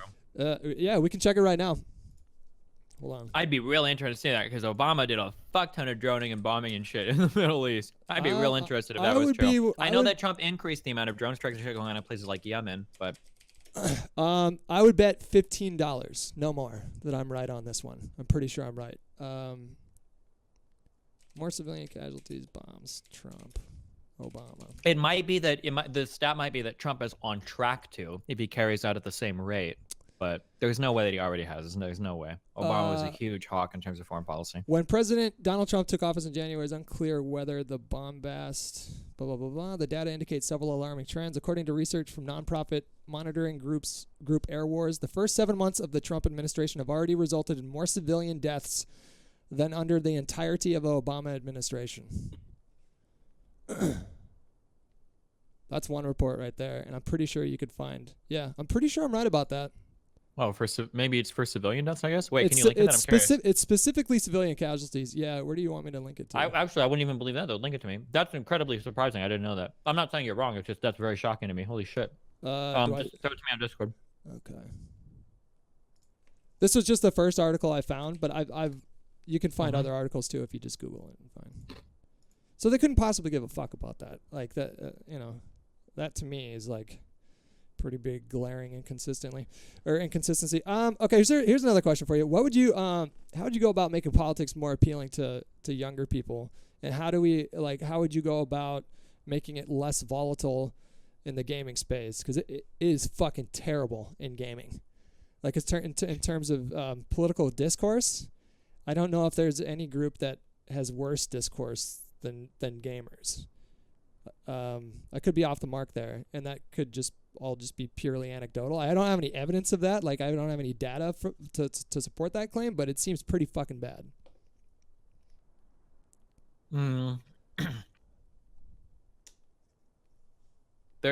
Gaming and politics is so complicated. The problem is that you have a lot of problems. One, you have demographics. The people involved in gaming are generally going to be white, affluent, straight males that are going to be pretty wealthy. So we're isolated from a lot of political issues. So, for instance, like the average white person doesn't really give a fuck what's going on, with black people in incarceration and getting shot by police because we don't see these issues every day in front of us. We also don't typically give a fuck about like women's issues or women's rights because it's not something we're like intimately familiar with. So anytime a political issue is brought to a gaming audience, it's going to be hardcore interpreted through that lens of, like I'm a straight white affluent male and I feel attacked by everybody else because nobody's like talking about me and my issues, even though you've kind of been like the default character in everything for a long time. So I think gaming kind of gets like swept alongside this larger cultural movement of like greater representation in media and whatnot. But because the only like way that white like gamer people view that shit is through like, are they putting other people in my video games? It's very easy to feel like, I don't know, you get swept into this Gamergate mentality and then everybody on the left is horrible. And then somehow, in 2 months, you find yourself watching Stefan Molyneux videos and wanting to vote for Donald Trump, Yeah, they get fucking pissed when it comes to representation. Yeah. Look at like subreddits like Kotaku in action. Like, holy fucking shit. Which one is this one now? Oh, it's like one of the biggest like anti-SJW gamer bro subreddits, Kotaku in action, the subreddit. Do you think that people on the left do take it too far though when they talk about when they voice their frustrations with the lack of representation for a particular group? No, I don't think so. Why do you? No, I don't. I think it's ridiculous. I just like. Sorry, I had to eat too. I haven't eaten yet today. No, you're good. This was one of my big turning moments when I was in politics and I was more right leaning. Was I used to say things like, I don't care what the main character in a video game looks like. I don't think that matters to me, whether they're male, female, gay, straight, whatever. I don't care. And a lot of people would agree with me when I'd say that. And obviously, minority types would get upset with me. Some would agree, but a lot of minority types get upset with me. Like, well, hey, hold on. We want people that look like us, blah, blah, blah, blah. And I would always respond like, hey, well, I don't really think it should matter that much. That's just my opinion. Right. And I actually genuinely believe that for me, that's actually true. I've been to Germany, I've been to Korea. I can play any video game. I can watch any movie just because of the kind of person I am. Like, I don't really care what the main character looks like. And there were a lot of people that would agree with me when I made these arguments. And I felt really good about that. Yeah. But what happened was, as representation started to increase across a lot of these video games and movies, my opinion hasn't changed at all. I can go and watch the Black Panther. I can go and watch horror movies like Get Out. I can go and play video games with women as the lead characters. Like, I don't care. I still don't care. None of this stuff bothers me. I like it. I like the greater representation. It's more stories you can tell. Like the movie Get Out doesn't work with a white main character. It just doesn't make sense. So there's like a lot of different a lot of cool new shit that we get to see as a result of all of this. However, all the people that used to agree with me, all of the white gamer bros that used to say like, oh, you minority people, you don't need main characters like you. Well, now they're getting insanely fucking ass blasted that more women or LGBT people are being put into video games. And this caused me to do a huge double take like 5 or 6 years ago. And I'm like, wait, what the fuck is going on with you guys? I thought we all agreed that we didn't care what people look like. Yeah. But what I found out was I was being a useful idiot. I was making the arguments for people. And what I thought I was arguing for liberalism, what I actually was I was just somebody being used to maintain the status quo.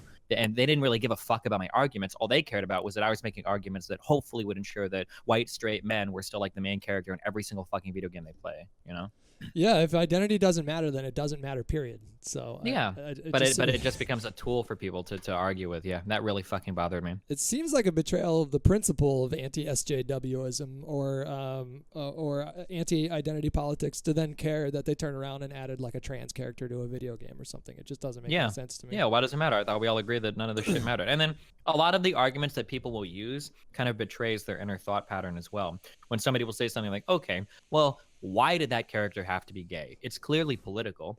And it's like, why does anybody have to be gay in real life? Like, is that political? Like, what the fuck do you mean when you say that? Like, just saying that makes it so obvious that you view that, like, heteronormative white male is the default for anything. And if you deviate from that, you need a reason. Yeah. Why do the 4 Ghostbusters have to be female? It's like, I don't fucking know. Why does it matter what the fuck they are? Or the Ocean's 11 or 13 or 8 or whatever the new movie is. Like, why does it be? Well, I don't know. Why do they have to be male? Yeah. Who the fuck cares? If the movie's good or bad, it can fail or succeed on its own merits. It wasn't like, good. Notice how anytime people put like women in movies, it never fails because like the movie is shit. Like I watched the Ghostbusters movie. I thought it was I didn't have like strong feelings one way or another. But like it can never be bad because it was a bad movie. It's bad because SJWs. But if like it's bad and all the men are in it, then it's just bad because it's a bad movie. It's like, what the fuck? Like, I don't know. If you were a little girl watching that movie, I could understand why seeing something like that would be cool, but I didn't really enjoy that movie. Not every movie is catered towards me though, so I could I could honestly give a fuck. It doesn't offend me. Mm-hmm. So I don't know. Like, did you ever get around to answering the question though? Like how do you think? If I think if there's one thing clear in 2018 is that the discourse needs to get better. I avoid using words like civility because I don't think civility is always the best course of action. But how can someone like you in a position of influence use what you're doing now to improve that discourse? Is that even a goal of yours, or are you just? I don't give a fuck. I would kill myself if that was my fucking goal. I've said this specifically a lot, and honestly, it's kind of weaselly, and I've gone back and forth internally on this, and I might make big changes. My goal is not persuasion, though. I just want to know what the best position is, and I want to know what the most correct position is. And if I debate somebody, I want everybody listening that's rationally minded to understand that this person is a fucking moron that I'm debating. My goal is generally not to be persuasive; it's just to be correct. Well, I mean, and those two things are very, very, very different rhetorical styles. I've thought about trying to adapt, and I have been like leaning more against trying to be a little bit more persuasive. And I know there are a lot of styles and ways that you can do this, and I've exercised it a little bit, like identifying why people might feel a certain way and then verbalizing that. Like yesterday, I think or 2 days ago, I had a conversation with a Jordan Peterson fan. Oof. And I told him like, hey, like, I don't think you hate women. I know you don't hate women. And I understand that what I'm saying is making you uncomfortable because it sounds like I'm saying you hate women, but I don't think that. So there are like rhetorical strategies, that you can employ to be more persuasive. But yeah, I guess in general, I haven't explored this enough to really know the most effective ways to do it.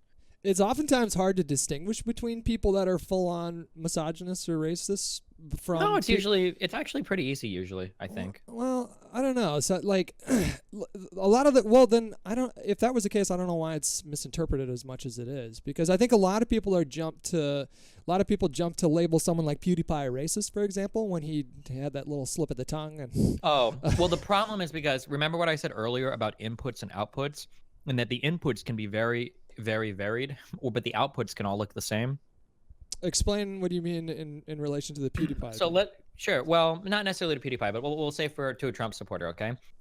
Let's say that you've got one guy, and you've got two guys. Okay. One guy says, "I fucking hate Mexicans. I hate brown people. I want to build a white ethno state."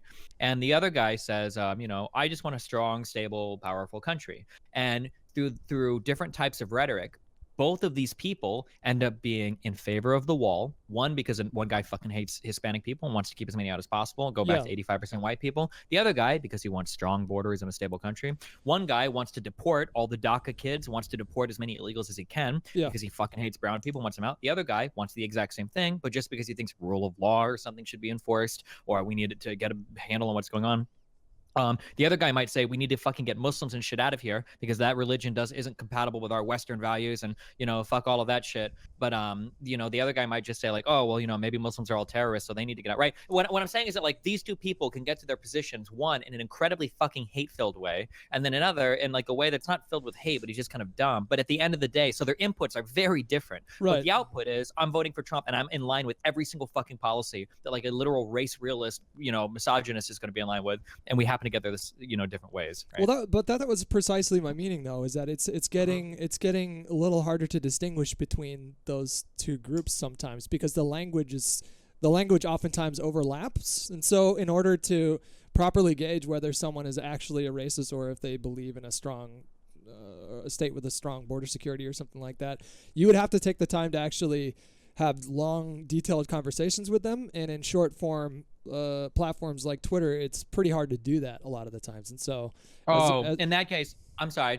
You're absolutely 100% correct there. Right. Earlier, when I said it was easy for me to tell, I was thinking of people like Sargon of Akkad and stuff, but that's because I've watched and I've had dozens of hours of their content put in front of me. So that's why. Yeah. I see what you're saying. Yeah. Like if you let someone talk long enough, you'll figure it out. Then you can figure it out, yeah. But in terms of just like knowing, like just by looking at their policy positions, oh no, Republicans in the United States are indistinguishable from race realists, white nationalists sometimes in terms of their policy positions. It's very hard to fucking tell. Yeah. And there are times where people will say things, and I have to do a double take. Like, wait, hold on, what did he just say?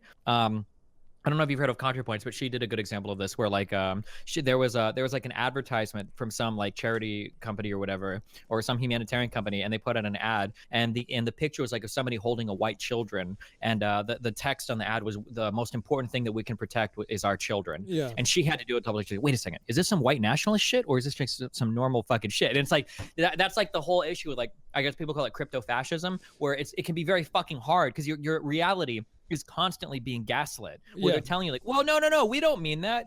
I don't hate brown people. I don't hate these types of people. Like, that's the new white nationalist calling card. They'll say like, hold on, I'm not racist against black people. It's not that I hate them. I want them to have their own country. I think black people should have an ethno state just like white people do. And we need to use state sanctioned force in order to kick them all out of our country. But I think that they should. And it's like, okay. Yeah. I had no idea it was this prevalent until 2016. I was raised. No one did. No liberals did. Not in America. That's for damn sure. Holy shit. Reagan, for all his faults, was not super anti-immigrant. He would regularly espouse. He did amnesty. He would come out. I mean, this is like, Reagan is like one of the defining conservative presidents of the last fucking of the entire history of the republic. And so to see this shift occur slowly over the last 20 years, and I find myself asking, was it like this the whole time and I just didn't know, or is it getting worse? And I don't know if I have a really good answer for it. I think undoubtedly it is getting worse, but also undoubtedly it was way worse than I originally thought it was. I mean, I was raised to believe that anyone can come to this country and make something of themselves. It didn't matter where they came from. Didn't matter what God they prayed to. We're all Americans under this great American flag, and to watch the principles, those kind of principles, just go right out the window in the last fucking, I want to say 3 years, but really it's been like 15, like pretty much since 9/11, I think, is when there was just been this seismic shift.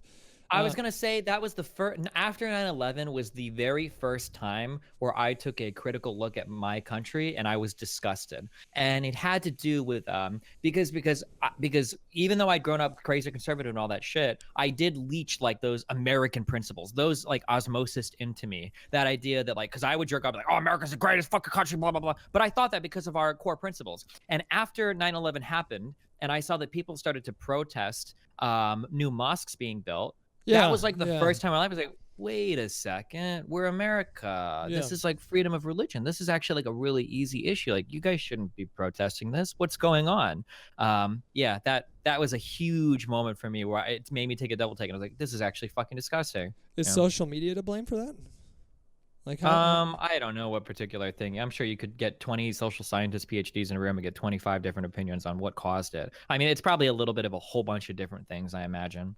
do you ever lose shit about this? I mean, like the creeping fascism that we're seeing kind of all over the world right now. What happened with those elections? No, I don't care. I'm wealthy and I'm white. I'll be fine no matter what happens. I mean, at the end of the day, I mean, it's true. Like, I'll be okay. I mean, it's really sad for what's happened to the country, and I mean, it's really sad for how a lot of like poor redneck dipshit Republicans are voting against their own interests. But I mean, the reality is like 80% of the people that voted for Trump are going to be getting fucked while paying people like me to do it. Like, I mean, you want to talk about cutting my taxes? Like, okay, cool. I'll take home another 50 to 100 grand a year. And I mean, you can sit there and suffer thinking that you're one day going to become a millionaire because you're voting for some dude that's like locking off America from the rest of the world. Like, I mean, at the end of the day, I mean, like people like us are probably going to be okay. But yeah, I mean, no, it's in an overall sense, it's really sad what's happening to the country. And it is, I don't know what can be done about it. Yeah. I'm starting to feel like really strong physiological reactions on election nights. Oh my God. Like the election night on 2016, this is another question I wanted to ask you, but election night on 2016 and 2018, I thought my heart was going to stop because I had this pit. When those Rust Belt states started to flip, on 2016, is that or in 2016? Oh yep. My God. I was like, I knew that there was a risk. Like that's another thing that fucking pisses me off about how liberals are mischaracterized in this country. A lot of people definitely thought that it was a slam dunk for Hillary, but I would argue that those people probably never even took a look at the polls like once throughout the entire cycle. I knew that there was a danger that he would get elected that night, and just watching state after state after state turn red, Pennsylvania, Ohio, Michigan, Wisconsin, Florida, that feeling, it was like a slow motion heart attack that just didn't stop for like 2 fucking days. And then things started to turn around a little bit when I started to see the amount of people, like demonstrators, protesters that showed up at the airport when they tried to do the Muslim ban, and the women's march, and the march out. I don't know if the women's march was the day after the election or if that was a different one, but or maybe the nomination, not the election, but like when you go into office. Oh, the inauguration. Yeah, the inauguration. Maybe I don't remember if it was right after, but it's been a long time. Yeah. But see, it was like the largest protest in the history of the world. I mean, it was like 4 million people. Oh yeah, I think it was. Yeah, and I think it was actually completely and totally peaceful. I don't think there were like any violent events. It was like insane. It was like it was zero. I mean, like the right, like this is like a totally random funny meme, but sometimes when I argue with people that are like race realists, they always give me a lot of dumb reasons for why they don't want to let Hispanic people into the country. Like, oh, well, we need to keep out criminals. We need to keep out, you know, it's about the crime. I don't want like MS-13 violent people. But it's like, okay, cool. Well, if you really think that, like, why don't we just only let women into the country? Because you realize that, like, if you want to talk about like predictions for being criminals, like, especially violent crime, that's like all men. Like, maybe we just need to kick out like a lot of men from the country. Like, if you're a man and you committed crime, just get kicked out. Like, would you be okay with that? Yeah, there's like, well, hold on, not like that. It's like, okay, so there's something else you're talking about. Like, let's just get to the honest answer there, you know? There's no excuse for it either. Like, if you want to look up the data, the crime statistics, when you compare documented immigrants and undocumented immigrants versus natural-born citizen, the data is really fucking clear that both documented and undocumented immigrants commit less crime than native-born Americans. I would literally feel safer in a community of immigrants, and for good reason, because the math backs me up, and because I don't feel threatened by these people in the slightest. Yeah, it kind of depends. It really depends on the exact areas that you're talking about. But broadly speaking, you're typically correct. Yeah. I mean, broadly speaking on that. I'm not I also lived in a really shitty neighborhood with MS-13 spray painted all over it was in Koreatown. I thought I was going to get fucking killed one night with this guy. There are areas that are not exactly the kind of areas that you want to live in, but on the whole, these people are a boon to the economy, and they lower crime rates whenever they move into communities, typically. Is how we can predict these things. And so, yeah, I mean, in terms of like trying to change the discourse, like I used to be a lot more like, fuck you, you're wrong. And still sometimes I'll do that. Like, I'll just have no patience. I'll be like, you're a fucking moron. Like, you don't have to speculate on these things. We have data that you can go look up anytime you want to scrutinize your position on this.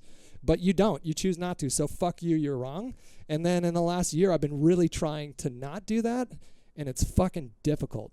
It is so difficult. And I fail quite a bit. But yeah, it can be really fucking hard. I think I tried to. I went on a flight to LA and I came back and I had a really wonderful experience and I was like reevaluating my life and I was like, I'm gonna fucking, you know what? Like, I'm gonna actually try to be a persuasive speaker from now on. Fuck going after what's right. I want to persuade people to join my cause. And I think the first debate I had back, I think I told the guy that I hated him and he was the reason why I hated America. It was really bad.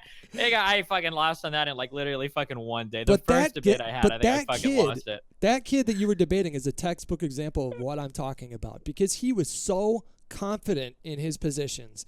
And whenever you wait, do you know which debate I'm talking about? Exactly, I know which debate. It's the one that I just watched a couple days ago. Oh yeah, I think I mentioned it earlier. Holy shit!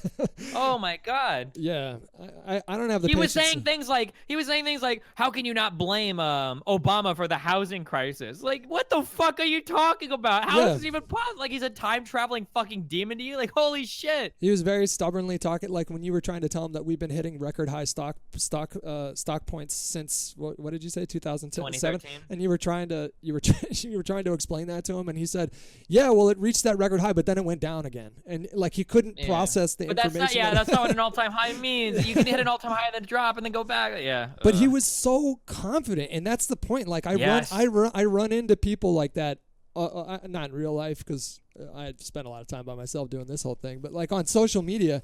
Like I run into these people every fucking day that are totally confident that what they're saying is right when all it would take is 5 seconds, a Google search, and an internet connection, and they would clearly see that their position is based on something that's just flatly not true.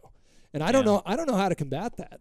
Like, is telling someone "fuck you, you're wrong"? Is that really helping? Besides just like making me feel better and maybe I look cool? No, because all you're doing is like you're creating something. You're basically creating cognitive dissonance in their mind, and they can resolve it in one or two ways. Basically, the first way is to accept the information that you're giving them, assimilate it into their mind, and then admit that they were incorrect about something. This never happens. And then the second way is to reject everything you're saying because the image of them that you're presenting to them is something that they don't agree with, and that's more likely that that's going to happen. So how do we counter that, dude? Because it's a big fucking problem. It's like a long process, and it has to start at an early age. Like things like education and whatnot are like very fucking important. Like being equipped with skills for like understanding your own cognitive biases, understanding how to do like critical thinking and media analysis, media literacy. Like these are all things that people are horribly ill-equipped to do. Like I can't tell you like I'll link something to somebody like, yo, like look at this, look at what Trump said. This is fucked up. And it's like a CNN link. They're like, I'm not gonna click a CNN link. That's fake news. It's like, dude, it's a fucking video of Trump talking. What the fuck is wrong with you? Are you really this fucking stupid? And then meanwhile, they're like sitting there like eating up every fucking Daily Wire, Breitbart, fucking InfoWars articles. Like, what the fuck is wrong with you? Like, you're so hopelessly lost. Holy shit. The caravan thing is like the best example I can think of that. Like, how could you see a caravan of people that this group is probably going to dwindle to maybe a couple hundred or 300 by the time it reaches our border, as it happens every single time and as it has been happening for 14 years. These people aren't actually a threat, and there's nothing illegal about showing up at our ports of entry to apply for asylum. And yet he can send 5,000 troops to like 3 different cities along the border to fucking set up barbed wire and take photos of it. And like, what are they doing for that 2 months? These people could be helping to dig trenches in California to help combat these fires. You know, there are 1,000 better things that we could be using. Not to mention our unemployment is sitting at like rates that are far too low for what we're supposed to have, you know, in terms of conventional, like I think we aim for like the Fed, I think I read it was 5.2 to 6.0 is what they aim for, and unemployment right now is like 3.7%. Like, holy shit. So I mean, like these people fill out jobs and are typically present a good value to the economy and everything. Yeah, it's just really fucking stupid. It's pretty wild. What do you think is the most interesting time in U.S. history? The most interesting time in human history? U.S. history. Oh, in US, I think right now, holy shit, there's a lot of crazy fucking shit. People talking about like Watergate and shit. Like everything that's happened so far, I think is already more scandalous and more insane than anything that happened, under fucking Nixon. Like, holy fuck, there's some crazy fucking shit going on right now. Don Jr.'s telling his friends that he's afraid he's gonna get indicted soon. Whoa, that is huge. If fucking Don Jr. got indicted over do you remember the timeline of that meeting? First, it was the meeting never happened, and then it was maybe it happened, but a few irrelevant people went there. Yeah. Then it was like maybe it happened, but like I think only Don Jr. And then all of a sudden there's like 8 key people there, but there were no Russians there. Well, okay, maybe there was a Russian there, but she wasn't important. Okay, maybe she was important, but they were only talking about like child law. Holy shit, that story changed so many fucking times. Jesus Christ. But like if it comes out that he lied under oath about that, I mean, aside from the fact that it's perjury, that I'm not even interested in Donald Trump Jr. What I'm interested in is why did he lie about it? Because that's indicative of something more, right? Like, why would you lie about that if it was it's such an irrelevant meeting? Yeah. Ooh, that's very interesting. If it's so innocuous, there's literally no reason he could possibly lie. And that's the speculation that people are saying is he's going to be indicted for perjury for lying to Congress. Because these and the hubris of these people just blows my fucking mind. You think Mueller's not going to be able to get a hold of your fucking emails and text messages? Like, how can you for some of these guys who it might have been Kushner, where they like it showed them on their fucking phones that they had like checked into like the location or whatever. Fuck, if anybody can remember these articles. Oh, dude, it was so fucking stupid. These people are beyond. Oh my god, yeah. So if he's indicted, I don't even know what's gonna happen, man. Do you think I fear violence, widespread violence. I fear like if Trump is somehow. I mean, fuck. You'd have to think it would be plausible that the Senate would convict Trump after the House impeached him, which I just don't think is plausible. Even if Mueller literally had him on tape saying, "Let's fucking collude with Russia. Let's get to, let's get into the finer details. How do we get this done?" I still don't think this Republican Senate would impeach the important this thing to understand about politics is that the people or the politicians are much different than the people. So whereas the people might think that way, the reality is politicians are going to do whatever they can to hold on to power. And if it looks like Daddy Trump is going down with some big Mueller indictments, Republicans will jump ship so fucking fast, you will get whiplash trying to watch them. I completely disagree with that.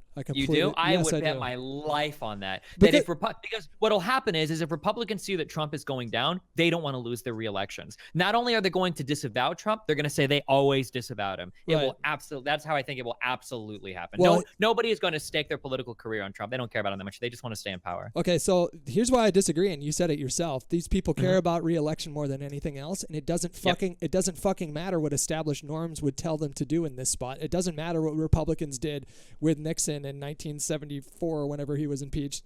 What matters is what their voters say, and if 90% of their of the Republican Party is still sticking by Donald Trump after Mueller comes back, if he comes back with a smoking gun, they're not going to impeach because that will secure them. That will be the nail in their coffin for re-election. They will be pushed out like every other fucking.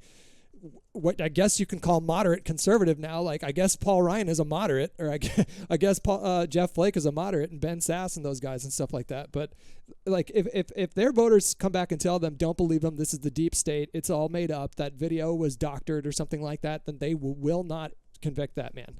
I don't have any faith that they will. Yeah, I guess I don't know You've already seen Republicans. I'm going, I guess, kind of slightly by historical precedents. You already see Republicans like Ryan and McConnell will kind of sort of distance themselves from Trump when things are getting like real fucking shady. Although inevitably they end up come crawling back when Trump ends up surviving whatever bullshit he's going through at any particular point in time.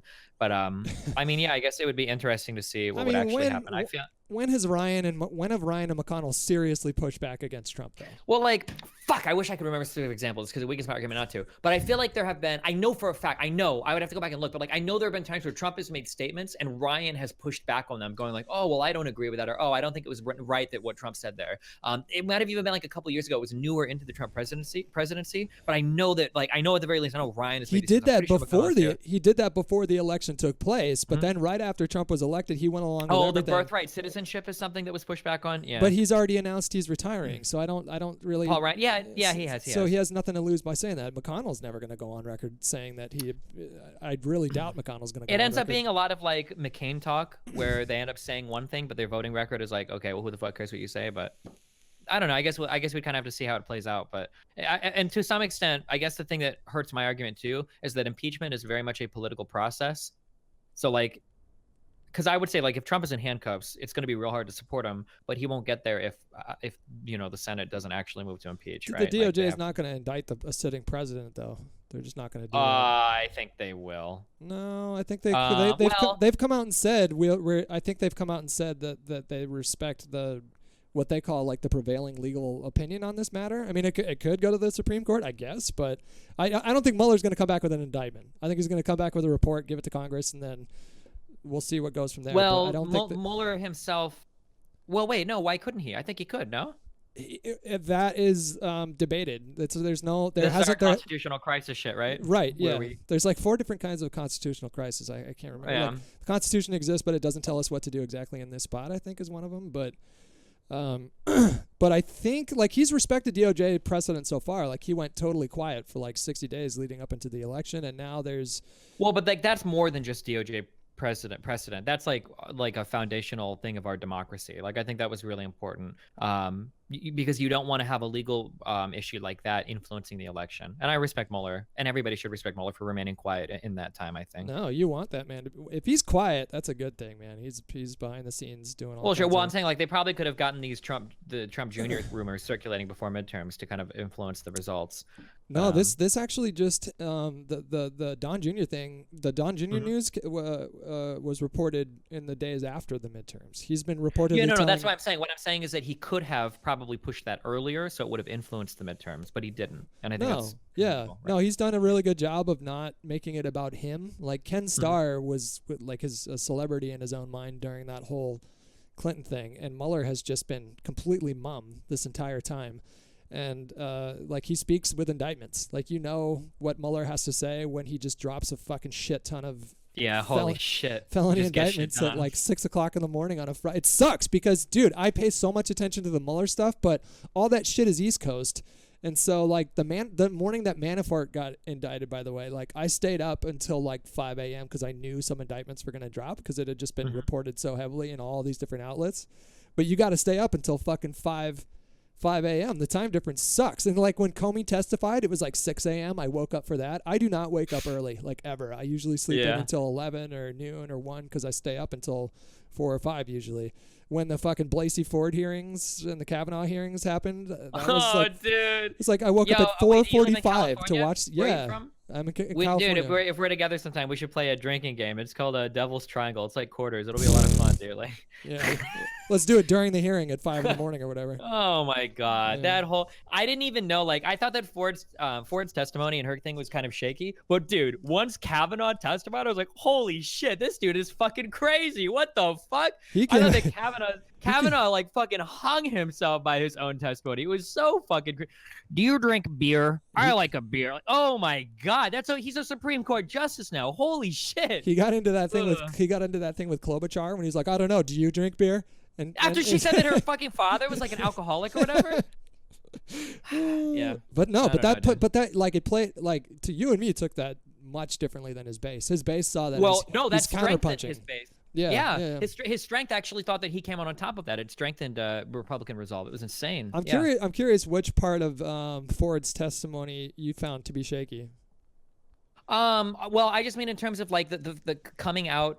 It was the timing where it was brought up a lot earlier, but they waited a while to bring it up. Fuck, I don't remember the exact timeline on this. Well, and then she went to Feinstein 2 months before, and she said this thing happened, but I don't want my name getting out there, and why and like seeing how everything played out, it's fucking obvious why she didn't want her name being out there. Yeah, that's kind of how it goes with women and rape accusations, right?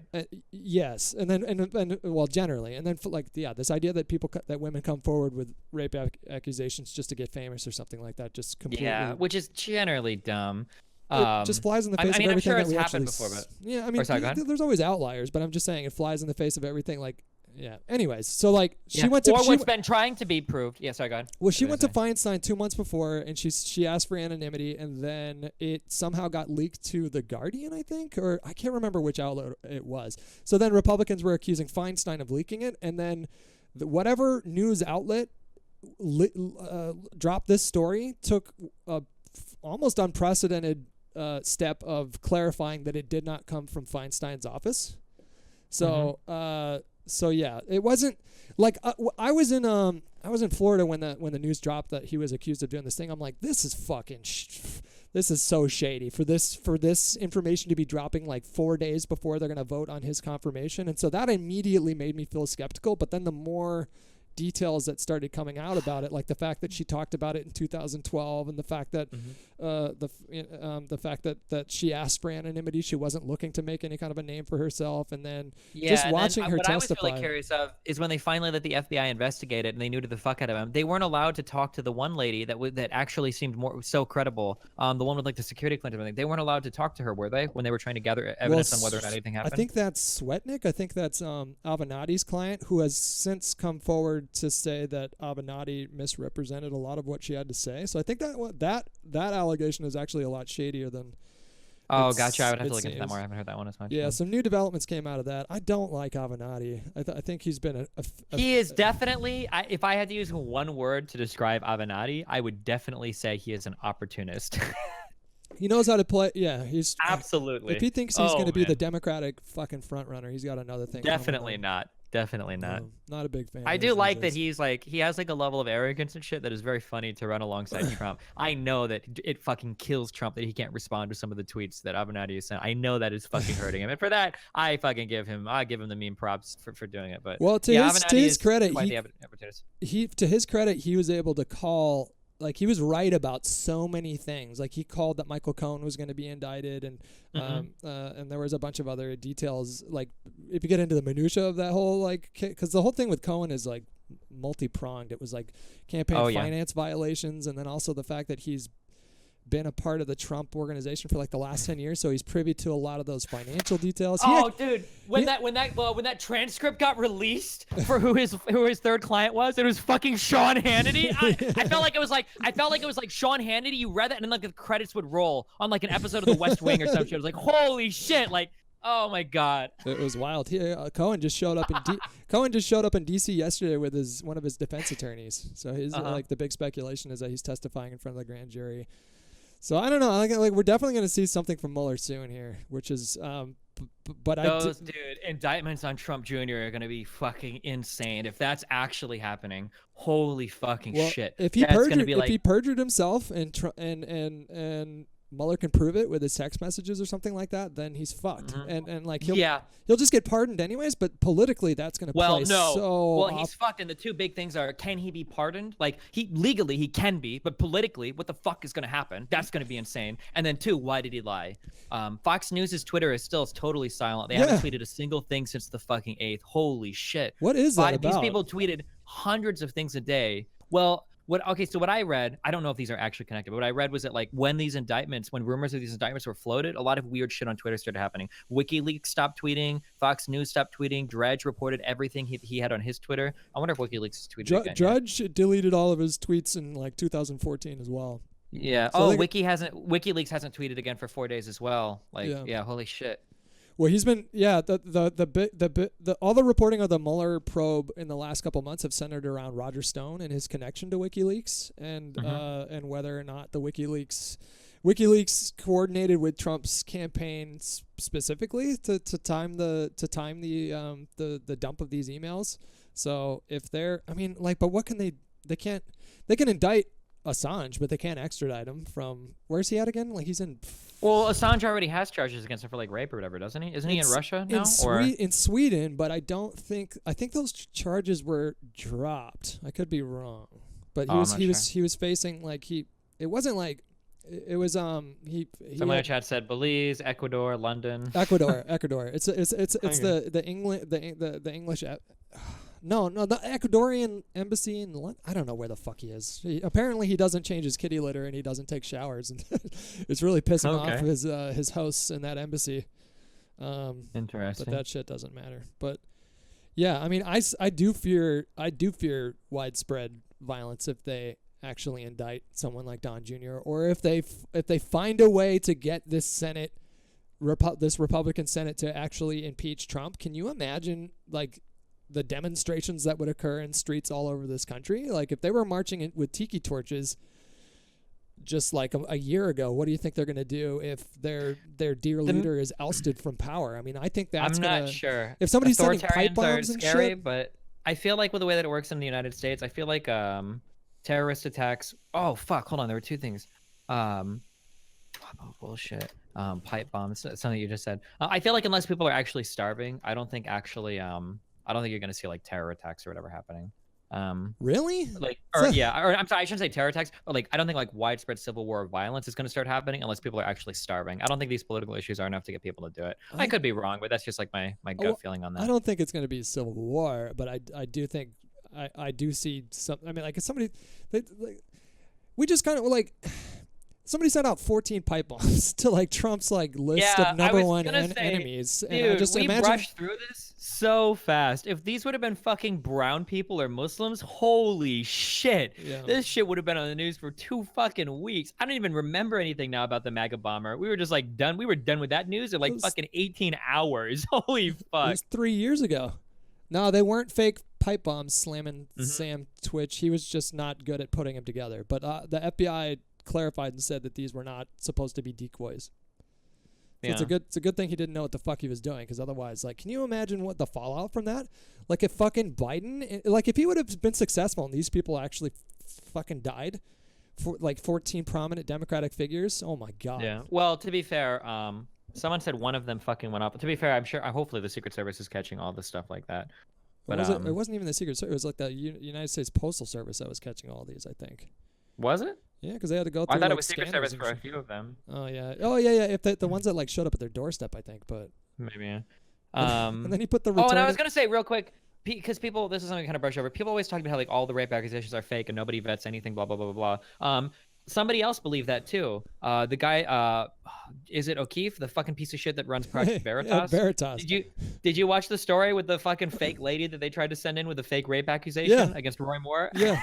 No, not Roy Moore. It was Mueller. Oh no. Yeah, you're right. It was Moore. Yeah, it was Roy Moore. I think they did a more recent. Oh no! The more recent one against Mueller was that fucking Jacob Wool piece of shit. Yeah. Did you watch? Yeah. With the fucking the fake company he created, his fucking the phone call went to his goddamn mom's cell phone. Yeah, and the profile picture was literally just a darkened version of his Twitter profile. Yeah. I got to debate that guy too. That Jacob Wool dude, real fucking moron. No, you real did not. fucking moron. Is there a video of that? Yeah, there is. What? What did you guys even talk about? We got into an argument. It was economics, because like one of the things that triggers me the most. Do you do your own taxes? No, I pay a guy. Oh, okay. I mean, like, our taxes are pretty complicated. Just because or yours may be even more so complicated than mine. But like, just by nature of what we do, like, you have to know a little bit about them, unless you manage to offload it completely. So like, I like talking about taxes. It's very easy to pick out when someone is full of shit when we're talking about taxes. So I wanted to bring him on to talk about economics and shit related to that, about Trump. And like, yeah, he tried to float some bullshit arguments. So like, capital gains tax reductions is helping the middle class. It's like, really, dude? You know, those brackets at $500,000 of capital gains income are helping the average like middle class person. Yeah. It was basically asking him things like, what is like the Trump effect? Because I kept asking, like, what has Donald Trump done to improve the economy? He's like, oh, well, the Trump effect. And it's like, okay, well, what? And he's like, well, I think just by virtue of being there, the economy does well. It's like, he's a total fucking moron. Like, this guy is supposed to be like the youngest hedge fund manager like in the fucking world. Are you serious? Like, he's banned from the entire economic industry. He got banned from finance. Yeah. What did he even get banned for? I don't even. Oh, it was like some fraud. Was it for defrauding? Right? I want to say it was for defrauding investors. Oh, I'm not sure. It sounds like him though. Yeah, you're way wonkier with the economic stuff. I can't keep up with you in those conversations. But that's interesting that you debated that guy. That guy is being investigated by the FBI now. It's the greatest thing ever. Yeah. Yep. So you think right now we're living in the most interesting time in American history? That's what you think? Huh? Wait, your mic cut out. In the most what time? You think right now is the most interesting time in American history? I mean, I think it is, yeah. But everybody might think that about their own time. I'm not sure. Okay, so excluding right now, what would you say is the most interesting time? Fuck, the founding of our country, maybe? I don't know. My history and geography are so fucking bad. You have no idea. I couldn't even point out all 50 states on the map. I'm not gonna lie. So I don't know if I could. I don't think I could. I think for me it was the thing that really got me interested. I mean, there are a lot of things that got me interested in American history, but the 60s and 70s is, I think, probably the most interesting time. Like the civil rights era? Yeah, the civil rights push, and I mean, the country was on fucking fire. I mean, it was such an incredible shift in social consciousness and cultural change. It was the most radical shift this country had ever seen, and it only happened within a span of like 10 years. But I do think you might be right in that, like, the period that we're in now, I think, is on the level of that time in American history for different reasons, and the needle is being pushed in different directions. But in terms of the actual effect that it's having on the culture, I think you might be right that this is probably the most interesting time. And I firmly believe they're going to be writing about this period in history assuming the human species lives this long, but for centuries. I think that this is going to be viewed as a pivotal time in our country. And so, like, to me, it doesn't feel like homework to read these articles about what's going on and to just stay up to date. It's thoroughly interesting, entertaining and to some extent. Yeah, if you totally divorce yourself from all emotion, then it's so fucking interesting. Like, it sucks that so many people's lives are being negatively affected by this, but it is quite a fascinating time that we live in. Yeah, I don't know what the fuck is going to happen, man. Do you think we're gonna? I don't think. Well, like, our liberalism is being tested. I don't know if we'll survive or not. It's hard to say how much damage is being done to institutions. I felt encouraged by the midterms, though. I mean, a lot of people. It's not about like it's about like damage to our institutions. Like, if we were able to circumvent so the Supreme Court arguably has suffered some pretty extensive. I say damage, I guess it depends on how you look at it. But like when these indictments start dropping on Trump Jr., to see how Trump responds to that, and how these like pardons go, or how we resist the independence of our institutions, the DOJ and whatnot. Like, it'll be interesting. There's nothing the Supreme Court can do to stop Trump from pardoning Don Jr. if he gets indicted. Well, if it gets challenged though, then these on the basis of what? I don't know, but this is one of the big parts about about Kavanaugh getting in, was his agreement on whether or not, because I think people were saying there was a constitutional crisis over whether Trump can either pardon himself or his family members or something, and people were saying that these are things that could go to the Supreme Court, and we know how Kavanaugh will vote, so he'll end up favoring Trump in these things. I don't even know if there's too much of a debate about whether or not he can pardon Don Jr. There is a debate about whether or not he can pardon himself, or whether or not he can ignore a subpoena from Mueller. Those are the two big issues that may go to the Supreme Court, but I'm pretty sure his pardon power is fucking set in stone. Like, it doesn't matter for whatever reason, he can pardon anyone. Sure, but like, reason. I think part of the problems is like some of our government has kind of relied on cordiality to kind of work, where we don't have some things established as certain rules, like certain things regarding to like say nepotism, or certain things regarding like who you pardon, and we just kind of hope, or like the nuclear rule in the Senate, for instance, we just kind of hoped that nobody would ever do it. But if people start to test those things, they might need to be codified in law at some point. And if with the Supreme Court as it is right now, that it would be scary to do it at this point in time, I think.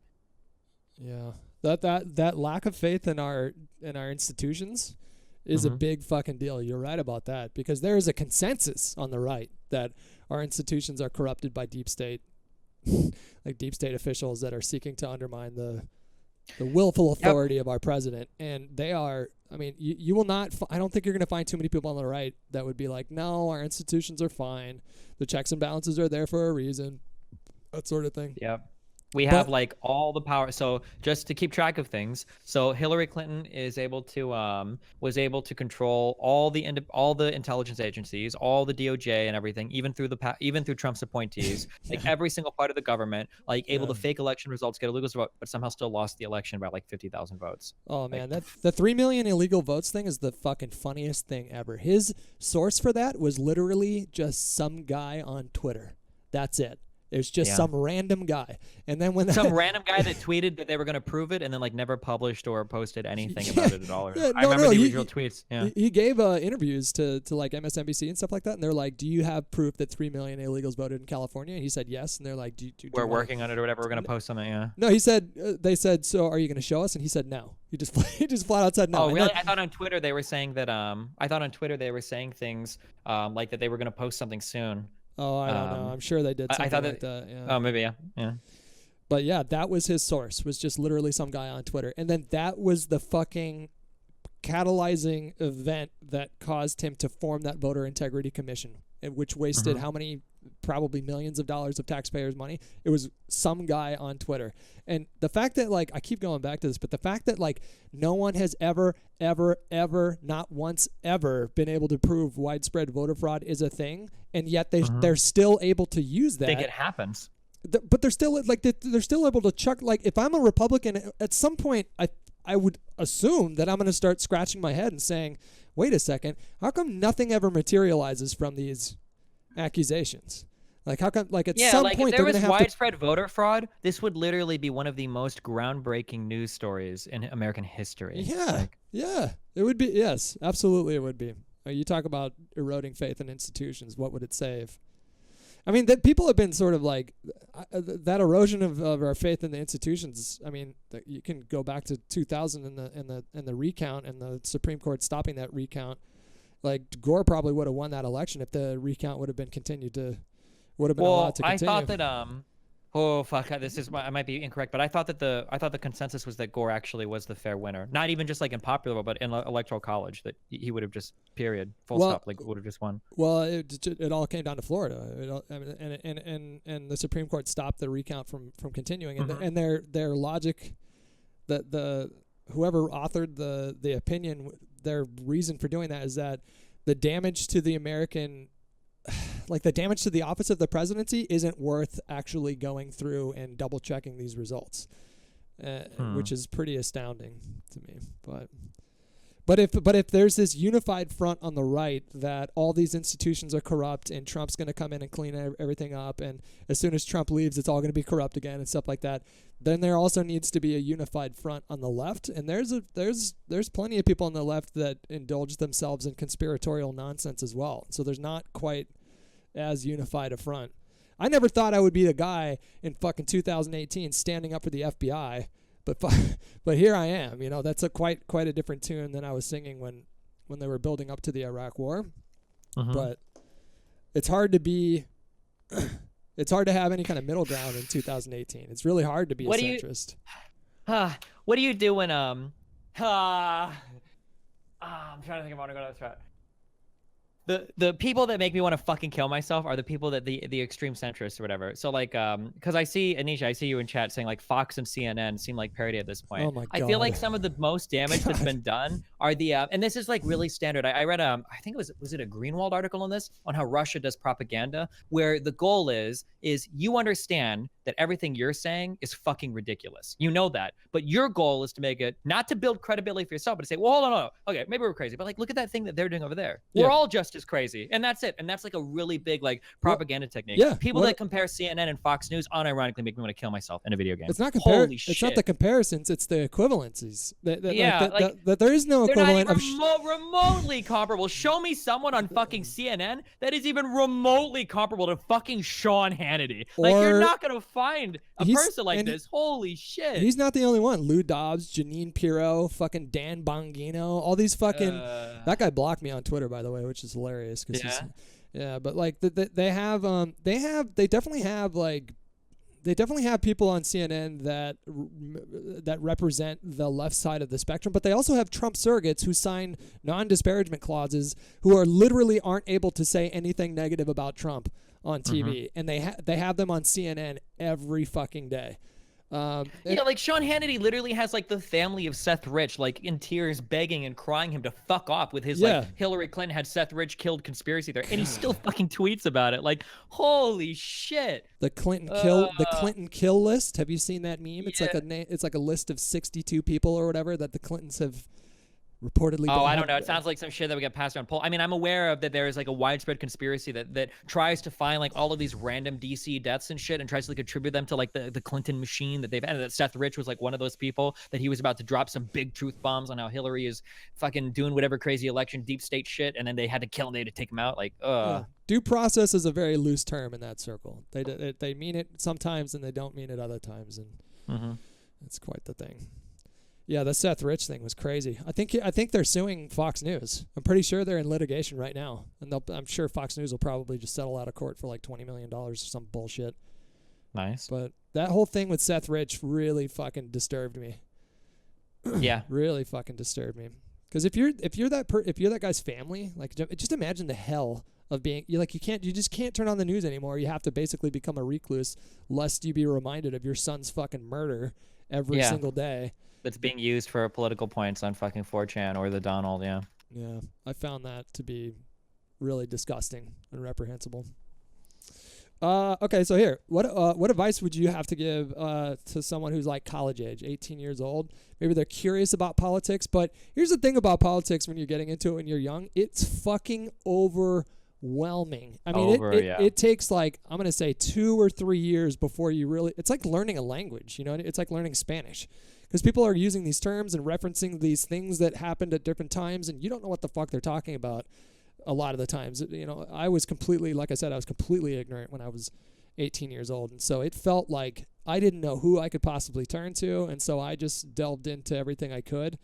And, but what advice would you give someone now if they're 18 years old who wants to start that journey into political consciousness? Man, dude, I like, this sounds like super fucking memey, but like the most important class I ever took in my entire life was a fucking AP psychology class in high school. It was like one of the most important things I've ever done in my entire life, because it gave me a really great window into how I can be, or how a person can lie to themselves, basically, right? It can show you like, hey, you know, like you think you're a human and you think, or you are human, but you think that you're like really good at analyzing data and understanding everything. Well, actually, you're really fucking bad at it. You're so fucking bad. You're embarrassingly ill-equipped to navigate through large amounts of data without a bias. And becoming aware of that is so fucking helpful. It'll like make me do like a double take sometimes where I'll think like, hey, you know, like most Trump supporters think this, and it's like, okay, well, hold on. Do I have empirical data for that? Because there are reasons why I would think that, because of the type of people that I run into. Like, becoming aware of your own cognitive biases is so fucking important. And if you're able to do that, then it will allow you to become more media savvy when it comes time to like, you know, like to start perusing articles and whatnot. Because trying to pick out like what news is trustworthy, what news isn't, that can be like very fucking difficult if you're not aware that like, hey, you know, like certain people try to market to me in certain ways, certain people try to like prey on certain you know, preconception biases I have, certain people just want to make money off of me. You know, if you're not aware of any of that, it can just be so hard to know how to go through media, I guess. Do you listen to do you regularly listen to conservative pundits? Yeah, all the time, unfortunately. It's just something I grew up doing, and I don't like to listen to people that agree with me too much. Generally, I usually like I don't know why, the conflict I like listening to. So like I listen to a fair amount of Rush Limbaugh, and the local conservative dumb fuck on my channel here, and then sometimes Glenn Beck late at night. Yeah. Ugh. I listen to a lot of Shapiro. I listen to more Ben Shapiro than I do Pod Save America these days. Yeah, I've seen a fair amount of Ben Shapiro debates. Jesus, fuck that guy. What? Share your thoughts. What do you mean? I hate him. I think he's a horrible fucking. He talks very quickly, but he engages in so many horrendously fallacious arguments. Shapiro is like the king, like example of like how to get high off your own farts and not have any idea about what you're talking about, but present yourself on it as an authority on it anyway. He's so insanely good at that. It's amazing to me that he's conned so many people into thinking he's intelligent. Like, it's unbelievable. He's pushing this voter fraud shit in Florida. He's pushing it on his Twitter feed. I used to like he was a staunch never Trumper before the election. I still think he is kind of a never Trumper, isn't he? Has he really come out in support of Trump recently? No, or? He said he's more likely to vote for Trump in 2020 because he's been able to push through certain policies that he can get behind. I mean, probably a big part of it had to do with the fact that he moved the embassy in Israel to Jerusalem, and he's a strong supporter of Israel, and I think that matters quite a bit to Shapiro. But but I remember like I would listen to like he quit Breitbart after Trump's old campaign manager kind of roughly grabbed this Breitbart reporter's arm and left a bruise. Do you remember this? What was his name again? The fucking guy. I can't remember his name. He was a CNN contributor for a little while after that. Anyways, that prompted Shapiro to quit Breitbart and then start doing his own thing. And he was saying Corey Lewandowski. Lewandowski, that's who it was, yeah. And so that was the reason why he left Breitbart. He was a pretty firm never Trumper. I think he abstained or maybe wrote in like fucking Mitt Romney or something like that. I can't remember who he voted for. He definitely didn't vote for Hillary. And I remember telling viewers back when they were asking me like who are some conservative voices that you would recommend listening to, and I was like, Ben Shapiro seems pretty reasonable, and I would list some of the other ones like David Frum and Bill Kristol, like these old school hawks that became never Trumpers, because those are the only conservative voices that seemed reasonable to me at the time, because to me just supporting Trump on its face just seemed so unreasonable. So how could I recommend that anybody listen to any of these people if they supported such a man for the president? But Yeah. but he pushes this, like, how the fuck can you be facts don't care about your feelings and then push Anything he pushes. push this issue of voter fraud when there's not even a shred of evidence to support that whatsoever. My favorite topics for him to talk about are anything related to biology. When he starts getting into transgender the gender shit. Oh my god. Yeah, and he starts talking about like, my facts don't care about your feelings. Like, okay, cool. Well, literally the entire American Psychologists Association, literally everybody that studies biology, like, no educated person agrees with you. Like, you are so fucking ass pained about transgender people because of your feelings. And for you to sit here and scream facts over feelings is so hilariously fucking stupid. He refuses to make a distinction between gender and sex. He just flatly because it feels uncomfortable to a conservative. Yeah. Like, yeah. I just don't understand. How can you be a libertarian and give a flying fuck if somebody wants to transition? It just doesn't. Well, because a lot of people think that like science makes like value statements about the world, and they're just like super ill-informed about like a lot of dumb shit, and it's just like, yeah, I don't know. He's just, ugh. But yeah, Ben Shapiro, his most popular. Have you watched his most popular video on like the Muslim thing?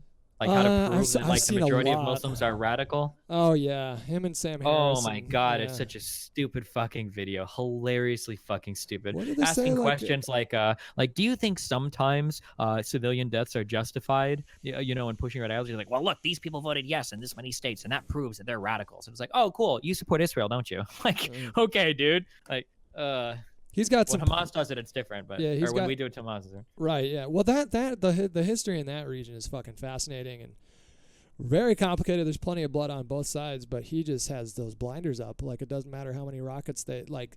Israel, and not just in Israel, but in the United States too. We have this big problem with proportion. Like, we don't do proportional responses. What happened at 9/11 was, to call it an atrocity is quite the understatement. It was an unforgivable stain on humanity that something like that happened. It was just pure evil. Mm-hmm. But then to go around and say that serves as a justification to push for a policy in the Middle East that's led to the deaths of like over 1 million civilians in that region, there is no proportion to that whatsoever. Like, what's 2,000 out of 1 million or something? And the same thing applies with, I probably shouldn't get into. I don't know too much about that stuff. I don't know. I know a little bit, but not enough to like get into like a super detailed discussion about it. But yeah, Middle East shit is, or not Middle East shit, but the Israel-Palestinian shit is very fucking complicated. Yeah. Fascinating history. Fucking fascinating history. The 6 Days War. Do you know anything about that? Nope. There was this war in somebody help me out in your chat. You got a smart fucking chat, so I'm sure somebody's gonna pick up. There was this time when all these neighboring countries in Israel, which is just this tiny piece of land surrounded by all these Arab states like Egypt and Lebanon and Syria and I think Iraq and Iran, they were invaded on like 6 different fronts all at once. And with the American militaristic support, with us supplying firepower and training and things like that, Israel not only won that war, it was over in 6 days, but they expanded their borders. Like, they expanded their border into the Sinai Desert in Egypt and into the Golan Heights in, which one is it? Is that in Syria or is that in Lebanon? I think it's in Lebanon. But, yeah, fucking fascinating history over there. Can you imagine that? Being invaded by fucking 5 neighboring countries and not only winning, but expanding your borders in the process? Like, that's the What year was this? This was like I want to say it was like 63 or something. It could have been before then or something like that. I'm not sure, but that's who's your favorite president? I don't know. My history is laughably I know more history about the Middle East at this point because of what I've been forced to research for debates than I have for fucking American history. Yeah. So I don't have I wouldn't be able to tell you like why I like some president for any particular reason or whatever. I think I might say LBJ. Why is that? Because he pushed through the civil rights stuff, and even after, like, to the detriment of his own party. Like, he disagreed with JFK about pushing civil rights, and he favored a policy that was way more like, let's try to change hearts and minds first. Let's try not to piss off all these Southern Dixiecrats that I'm friends with.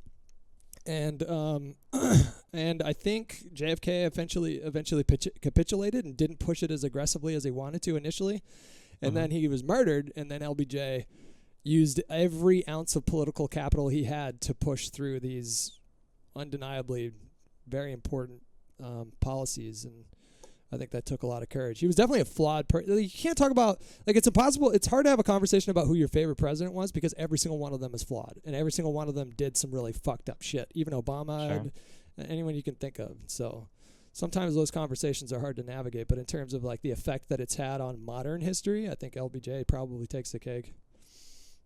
Okay. Well, cool, man. I don't know. I think I've exhausted all my my little questions that I had written out here on this note. But I'm glad we have this. So like, what do you do now? You do like Call of Duty or? I play a lot of Call of Duty, and then I, shoot the shit about politics quite a bit on Twitch. And I used to, I got into it in like 2008, and this was before anyone was making any money. And then 2009 came around, and Modern Warfare 2 really exploded, and then my channel kind of exploded back then. And I got a job working for I got a job working for Machinima as a host, and then I did that for a couple years, and I've just been doing that pretty much. I took like little breaks here and there, but I've been doing it for like the last 10 years. But I've been trying to like figure out or decide if I want to talk more about politics, but on YouTube it's tough. Like YouTube comments are fucking trash. If you do it's anything. dominated by like the fucking, if you're not like one of the, you either have to be full on alt-right or you've got to be some dumb fuck centrist. So you have to be like a Chris Reagan or like an armored skeptic or a Sargon of Akkad or a shoe on head, like one of these people with no fucking backbone. Like otherwise you get fucking hammered by people on the right. It's insane. Holy shit. I've been hearing like, dude, so many people ask me like, well, do you have a single right-wing position? Like, how can you say you're balanced? I'm like, why the fuck do I need to be? You want me to fucking say that I support that I'm pro-life or something? Why? Just so I can check off some box to say, well, here, I understand there's a value. There is a value in not being partisan. Like I worry about that a lot. It's something I have to keep in mind. But like, god damn, is it hard to side with the Republicans on a single fucking issue these days? But holy shit, it's so fucking hard to do it. That someone has a purely liberal platform does not mean that they're necessarily mean that they're partisan. Like yeah, of course, yeah. You can. Do you follow Boogie 1488 at all? Oh god. I brought him on once to argue because I thought I don't actually generally bring on people to like I'm gonna fucking ruin your life or whatever. But I brought him on once because I kind of thought he was going the JonTron route, and I just wanted to come in and talk. And oh my god, I have never seen somebody like dance across a fence as skillfully as he does. Jesus Christ, he would not commit to a single fucking thing he'd ever said. Man, and as soon as you try to hold him accountable for anything, as soon as you said that centrism thing, I immediately thought of him. That's like the perfect example. Did you see like the random fucking tweet that he made where he's like, guys, I remember I used to have a friend and she was trans and I asked her what her preferred pronoun was and she said, fuck off, I don't care. She was a really good friend. Just thought I'd randomly throw that out. No, I don't.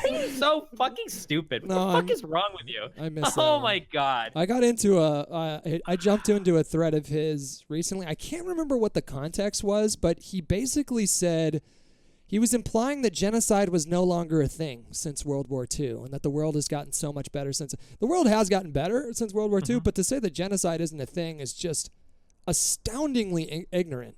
And I jumped in and I was like, to imply that we're in a position now where what happened in Nazi Germany in the build-up during the 30s isn't possible now is so fucking arrogant and basically ignorant. And he said, well, I pointed to all these other genocides that have occurred since 1945. And he was like, well, I hope you're right. I'm like, it's not a matter of hoping. I know I'm fucking right about this. That's such a fucking boogie answer. What the fuck? It's frustrating. He said that thing on the H3 podcast where he was talking about gay marriage. And he was like, did you see that clip? Did you see that one? Was it one of those ones where I think it's good what they got, but I wish they weren't so aggressive about it. Was it something like that? Yeah, he's like, no, if it means we gotta wait.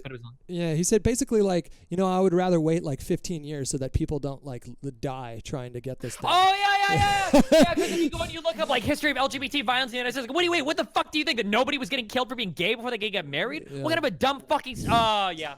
Yeah, no, fuck. Holy shit. The fence-sitting centrists. Yeah, Ethan, H3H, they do it too. God, I wish the gamer people just get the fuck, just don't fucking talk about politics. Like, everything, single political view that you have is literally informed by Gamergate. Just shut the fuck up. Please stop. Go play your fucking video games, and if you want, you can cry about them putting fucking women in. That's fine. But shut the fuck up about anything else. Just because somebody put a prosthetic woman in one of your precious video game trailers doesn't mean that all of a sudden you can have a valid opinion on, like, the United Kingdom leaving the EU. Shut the fuck up. You're so fucking stupid.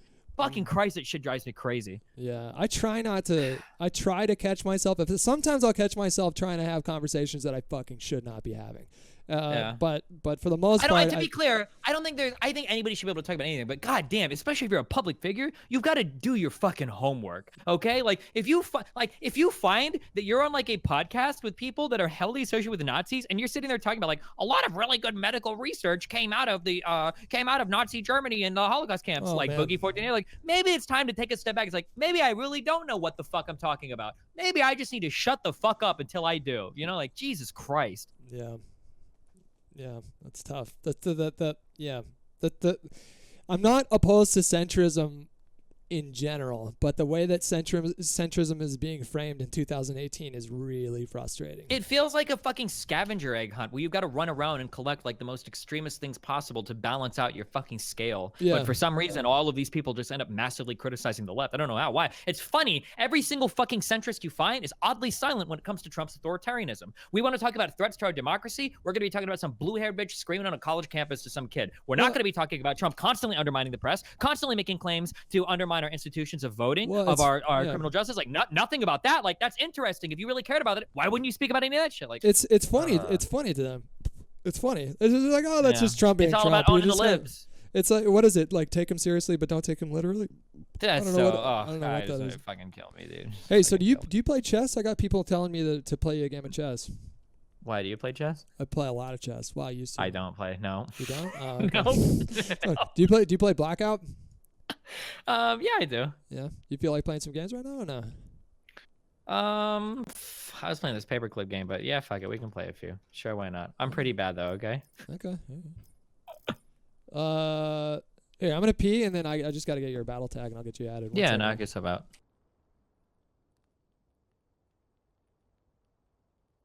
I'm not playing chess. If I start playing chess against people that know how to play chess, you guys are going to quickly realize how fucking horrible I am. I think that there's a surprising number of you in chat that actually think I've learned like a decent amount of playing chess against Mr. Mooten. But if I play against somebody that actually knows how to play, I will fucking get absolutely cumstered and dumpstered so fucking fast. It would be, I think I would actually lose subscribers from how horrible it would be. So I'm not even gonna fucking risk that one, boys.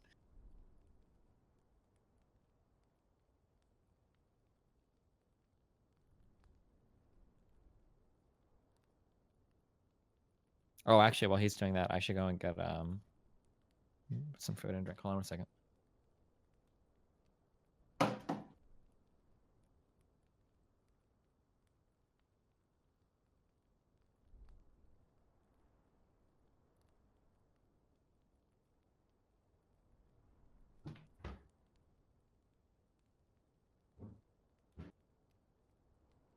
Malzith with 5 gifted tier 1 subs to how do I say this? Bacaba. I'll have the steak. Chintish, Sup, and Nick. Thank you for doing that, man. Dr. Beast with the tier 3 sub. That's $25 a month for 8 months. Appreciate that, man. Mercy on Twitch with a Twitch Prime sub. Wiser Crayon with 3 years. Thank you very much for doing that. I'm sorry it took me a minute to get to you. 3 years. Here's to 3 more. Appreciate it, pal. And then we got Zotars with the Twitch Prime sub. Speed Skate Rack with the Twitch Prime sub every daily with 4 months. Good stuff, man. Appreciate it, pal. Carl, Willfish, Sean and the Shark, Boy Quest. I think I'm all caught up. Thank you guys for supporting the stream. Wait, are you here? Is he still gone? I'm here, yeah. Right. Hold on. I gotta eat like a couple more slices of pizza and I'll be good, okay? Yeah, you're good. All right. Yeah, that fucking boogie thing, man. The whole premise of that, like don't push for gay rights too much, otherwise people are gonna die. Do you think that like if Martin Luther King could be reanimated and brought back to life, do you think he would have been like? Republican. Do you think Why he do would- Republicans try to claim Martin Luther King? It's so fucking cringy.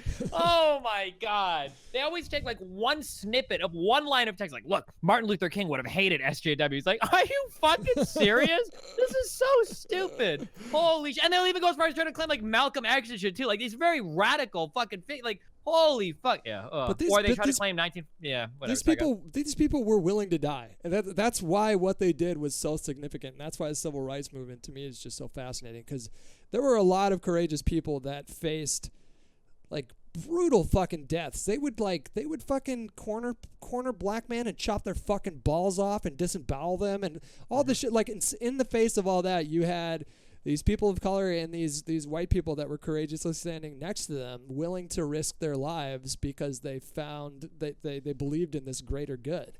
And it's the same thing. Like, I don't even know what Boogie was talking about. Was there a string of anti-LGBTQ violence that occurred after they passed the gay marriage thing? I don't. It's ironic because Boogie is actually Martin Luther King has a speech where he's talking.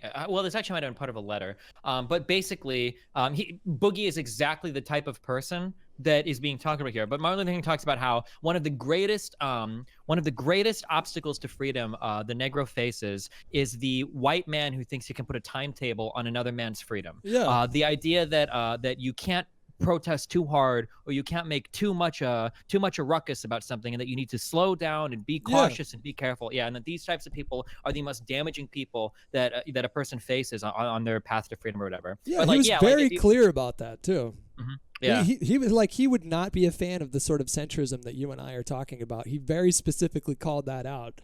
Yeah, the white moderate is what he called. Yes, yeah. What a time to have been alive. That would have been such a crazy time to be alive. Sometimes I wish I could go back and. I am really curious. I'm a very big APL. relativist. Thank you, buddy. Very relative to the time you're in. I'm super curious if I could like maintain most of my like who I grew up to be. If I would go back to like the 1700s, would I be like anti-slavery in those times? But it was very interesting to think about things like that. Like, where would you be? Because we all want to think that like we would go back in time, like to the time of Muhammad and be like, hey, fucking 9-year-olds, that's wrong. Or like, hey, having slaves, that's wrong. Or like murdering apostates. But it's so hard, based on, because now like in the day that we live now, who's to say that in 50 years or 100 years, people are going to look back and be like, oh my God, like you guys fucking murdered and tortured animals for food? What the fuck is wrong with you guys, right? It's like, how do you get judged by, future moral standards? Or Nazi Germany for that matter. Yeah, it's impossible to say what sort of response you would have had to the sort of historical challenges that our ancestors face. We'd like to say like I would have been an abolitionist or I would have opposed the Nazis, but if they're showing up at your doorstep and murdering your neighbor right in front of you to set an example, what are you gonna do then? That's the thing. I would join them. Yeah, 100%. Of course, I'd be a fucking Nazi to protect my family. A lot of people don't realize shit like that. It happens a lot with ISIS in the Middle East too. People want to demonize a lot of the local people that join ISIS and shit. And it's like, okay, well, if you're a Sunni and you live in Iraq, now the Shia-controlled government is literally locking you and torturing you. And ISIS shows up and they promise you protection and shit. If you don't join them, by the way, they're gonna fucking murder you and your whole family. Like, well, what do you do? Like, fuck, like I'm fucking join ISIS. Fuck that shit. Yeah. Yeah, I try not to judge people too strictly for those sorts of things because I really have no idea. That's like when people ask me like, what would you do if like North Korea like showed up at our shores? Would you pick up arms and defend the homeland? Like I'd like to say yeah, but I have no fucking. I might be like Upham in Saving Private Ryan, just sitting there with a fucking bandolier of bullets, just shaking my tits off, not doing a fucking thing. I have no idea. I've never been tested like that. Yeah.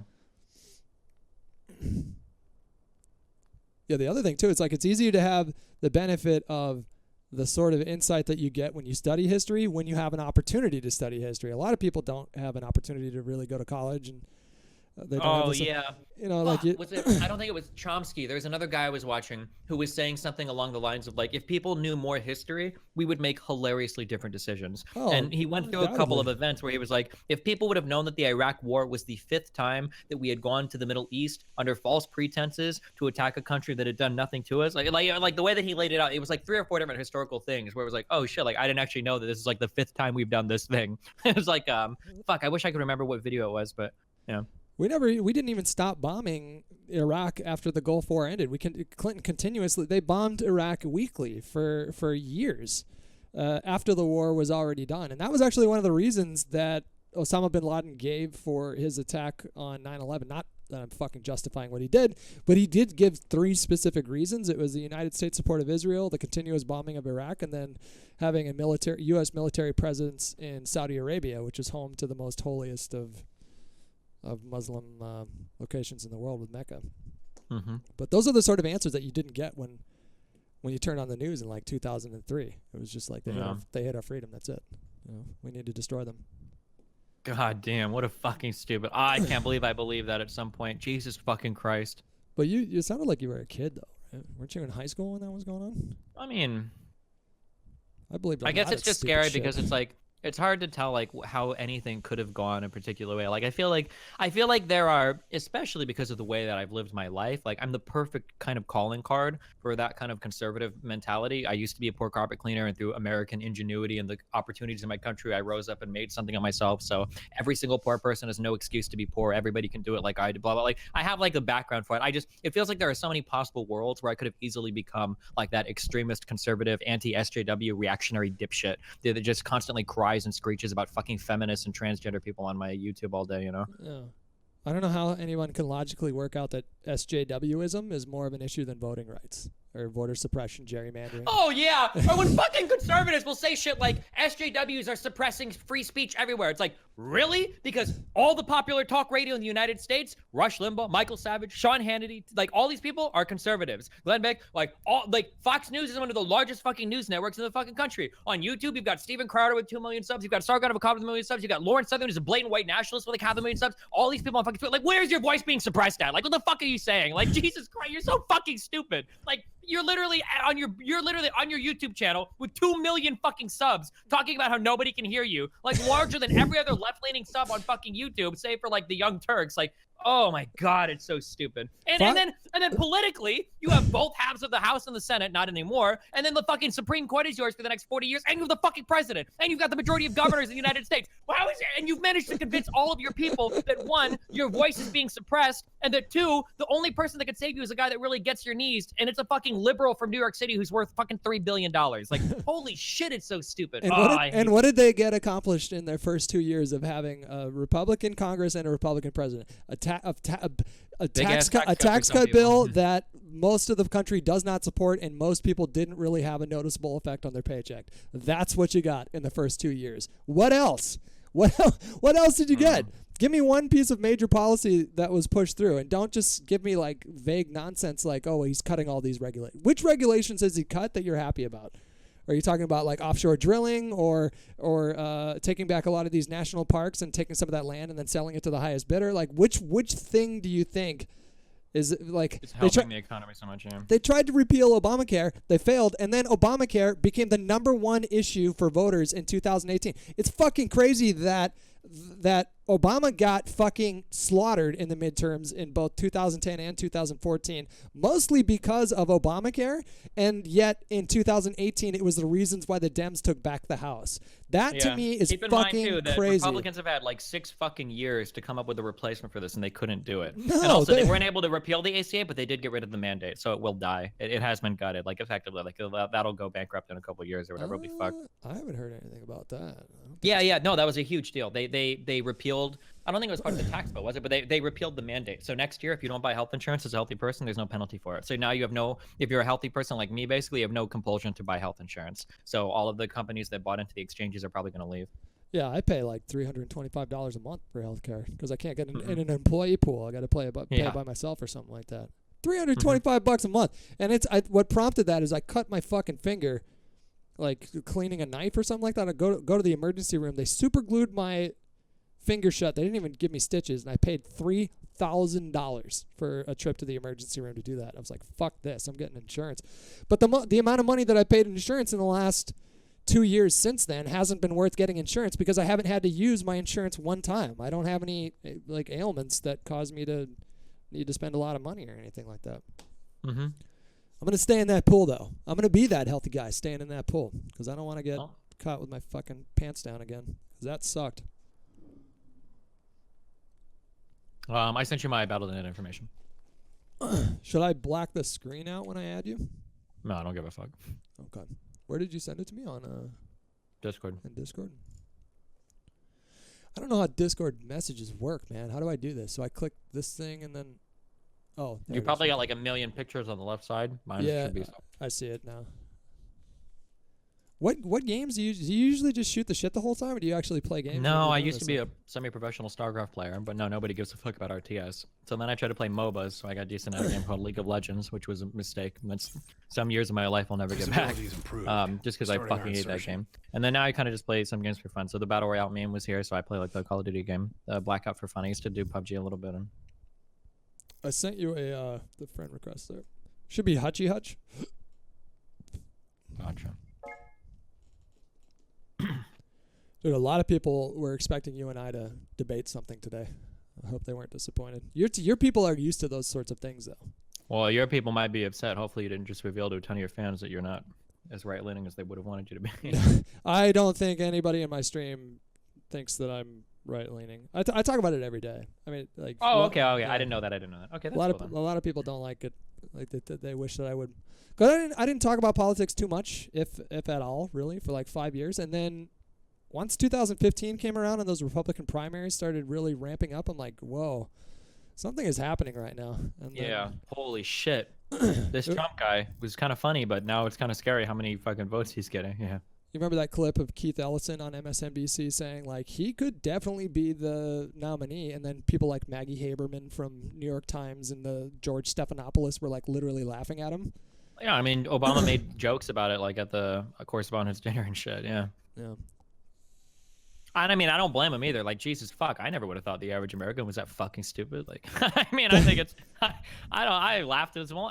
Like, yeah, there's no fucking way. This guy stumbles his way through every fucking sentence. Like, he doesn't know anything about anything. There's no way. But never underestimate the power of populism.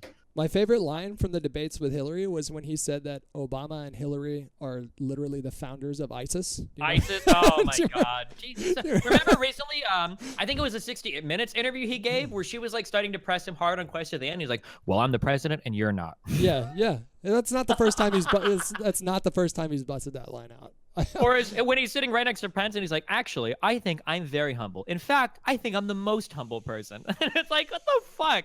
This is some fucking bizarro shit. Hold on, I'm gonna grab a Red Bull real quick. 1 second. Yeah. I'll deploy. Dopus with 25 months. Puppy Dude gifted a tier 1 sub to APL Fisher. Thank you for doing that. Dopus, I kind of glossed over that. Thank you for 25 months. It's a long time. Snazito with $2. Guess who's got 2 thumbs and went to the same high school as those kids doing the Nazi salute for their prom photo? I'm friends with the older brother of the kid doing the white power symbol. Jordan Blue and I have a mutual friend. Holy shit. Snazito, what is going on in Wisconsin? That's crazy. That's a crazy story, man. That is a crazy story what's going on in Wisconsin right now.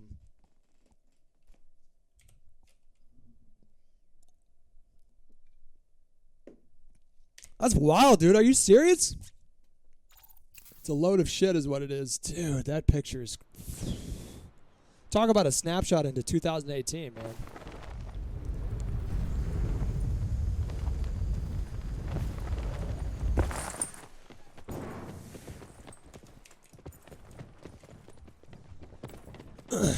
What a fucking story.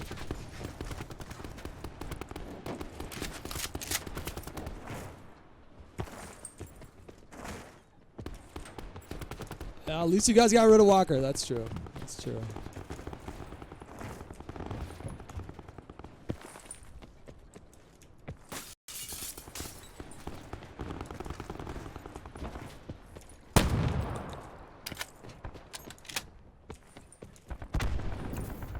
Hey, Moogie, I'm glad to hear that, man. I'm glad you did. I was a little afraid. I was a little concerned that it wouldn't be interesting because him and I line up so much. But I enjoyed that conversation quite a bit. Sonic Spike gifted a tier 1 sub to Destiny. Thank you for doing that, man. What about that thing in Wisconsin? Did you see about that? The picture of the kids doing the Sieg Heil? Oh, the fucking, yeah. Jeez. It sucks because, like, maybe we have disagreements here. Internally, inside my body, inside my mind, I'm actually still very much the old libertarian I was. I just recognize that publicly it can't be like that anymore. But, like, it sucks because that's like... Oh, cool, timeout. Wait, are you in the lobby or? Yeah, actually, yeah, you're not here. Here, let me Yeah, put- time me out for some reason. I don't know why. The whole idea that you should be able to say whatever you want, but then Yeah, like that seems like the kind of funny joke that I could definitely see myself doing with a bunch of friends. But the problem is now, like when I see it, I don't know how many of those people are like actually fucking Nazis. Like it's like the from the reporting that I'm seeing, like as far as the usual conduct with people at that school, I don't know. It's all secondhand. Like, how reliable is that information? Who the fuck knows? But there's many people that reportedly go to that school that are saying that this allegedly happens quite a bit at that school. I saw my fair share of racism at my school for sure. It was all directed at Mexicans when I was in high school. It was like dirty Mexicans. That was like the thing. Nobody talked about Muslims back then. Nobody. But there was my school was probably like 95% white. What about? I'm guessing it was the same for you. Did you grow up in the suburbs, or did you grow up in like more metropolitan area or rural, or where'd you grow up? No, I was in like I was a city boy. I live in Nebraska, but very much a city boy. Interesting. And then I went to a private school, so yeah, like pretty much all white people. Yeah, I think it was literally like 95% white at my school. But then I was forced to get a job at 15. My dad is like big military guy, right? Vietnam vet, and he was a cop for like 25 years. And so his big thing was, get out there, pull yourself up by your bootstraps, and go make a. He taught me a lot, like we clashed a lot, but he did teach me some seriously valuable lessons. But did you so your family was like really conservative growing up, or? He liked Clinton, but he liked Clinton because Clinton was like big tough on crime. He had to appeal to you couldn't be a mainstream Democrat without. Real quick, where do you like to land here? I marked it on the map. Do you like that spot right there? Sure, let's do it. Okay. So he never talked about politics until September 11th, and then he is fully on board with Trump. Fully on board. So it's at the point where him and I we just don't discuss politics. It's like a hard and fast rule that we just don't. Sure. We don't do it because it just got too. Because I do love my dad. I think he's dead wrong, but it's hard to remember that when you disagree so fiercely about these issues. Oh yeah, I actually I'm not very family oriented at all. Actually, I've been relatively independent since I was about 17. So I don't have like the same attachments. But it actually. A while ago, I think about a month ago, I had to remove all of my family from Facebook. I couldn't handle it anymore. My half Filipino sister is like making memes about how stupid that Ford lady was and how dumb she was and everything. And it was like I couldn't handle it anymore. I was like getting so fucking upset. Holy shit. Yeah. I didn't know you could mute people on Facebook, and so I unfriended my dad. Whoa, I'm being shot. Being fired upon. Oh, hey, I went to the totally wrong spot. Wait, don't die, okay? I will manage. Call of Duty master, right? I will find a way to make this work. I gotta go. Oh, he's chasing me. I'm out of here. I'm gonna just try and get to you. Sure, I'm swimming to you. Why are you swimming? You don't need to swim. Feels like that's a long way. I'm not gonna run across that bridge. Okay, yeah, I see. Yeah, sorry. I didn't mean I was swimming down the whole channel. I thought you were swimming the whole way. I'm like, I don't feel like that's necessary. Maybe I would. Maybe it'd be safer for me. Listen, I'm really bad at this game, okay? So just be warned. Okay? Don't get high expectations. Listen, I'm not that great, so we're gonna be okay. So do you have any brothers and sisters? Yeah, I have like 5 or 6. You gotta... I'm probably gonna die. Oh my god. He's popped. Oh. Yeah, I just watched him kill you, you know. It's all right. I was reloading. I'm sorry. It's okay. Oh, the pressure. Oh no. All right, there's a good grenade. Okay. Yeah, I have whoop. There you go. Yeah, he was shooting at you from houses, southwest. Don't worry, we'll ruin their game. Yeah, I got 4 older sisters. My oldest sister's black. So I got two black nieces, black nephew, and then my another sister, her boyfriend is black, and then another sister was married to a guy with Mexican descent. So I got two Mexican nieces. So like my immediate family. Oh, there you go. Okay, there's 2 of them. All right. I thought it was the guy's ally. My bad. Okay, I'm gonna land with you this time. Okay, I promise. No, we're fine. We're gonna make it work. So like my immediate like nuclear family is pretty wildly diverse. But then on my dad's side, we descend from like deep South Alabama, Mississippi. I have an ancestor that fought for the Confederacy. They more than likely opposed civil rights when they passed, and my grandma would talk about how segregation was a mistake, and so it's just like, yeah, I don't know how. I feel like I defied the odds ending up where I'm I think at. my grandparents were not blatantly racist, but they were kind of like old people racist. Like I remember my grandma would tell me, like when I grew up, my best friend was black, and she would say like oh, is your colored friend coming over? I just need to know because I like to change the sheets since black people have a certain smell. And like, but she would make food for us, and she would be friendly towards them, and she never said anything mean about it. But she would say like a lot of things. We're like, Grandma, I'm not too sure about that one. Like.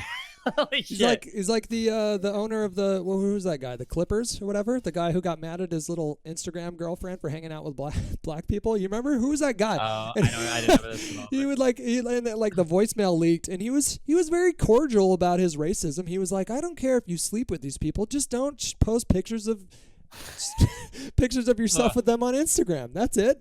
Okay. Very reasonable. People saying Donald Sterling. Yeah, that guy. What's his name on? He's like a comedian. He has a really funny bit about that on Netflix. But yeah, no, my grandma.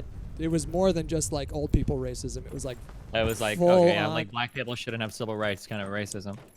I remember she telling like, and again, mind you, I have mixed blood sister, and my grandma. I remember her telling me when I was like 7 years old that it's best for races to stick to themselves and to not intermingle, and the reason that she gave was that it makes it too hard on the kid. That was her justification. Like, have you seen the very weird Fox News clip where I think it was like Fox and Friends in the Morning or something, where they were talking about how like, oh, in Sweden they've done a study and they found out that husbands tend to do better with wives, or something. It was some weird thing, or some dumb like kind of fluff piece, but one of the other like co-anchors that are just like randomly said is like, oh, you know, that's a lot different in Norway, because here in the United States, you know, we're different. We do inbreeding amongst the races. And it was just like a really fucking random thing. And like even the other co-hosts looked at it like, what? And he's like, yeah, we do like a lot of inbreeding where the different species mix. The best Fox News is when it gets even too racist for Fox News. Those are the best segments. What do you think of Tucker Carlson and the leftist mob that tried to murder him at his house or something like that? Did you hear about that? I haven't kept up with that, like, in particular. Apparently, the way he's represented that story is quite a bit differently than what the police reports say, though. That's what I read, too, yeah. Does anybody else normally land here, or are we always, like, alone? There's usually at least one team with us. In fact, I think you know what? Here, let's make this easy. Okay. I'll do it like this. Boom. Little sensor dart. Not a big deal.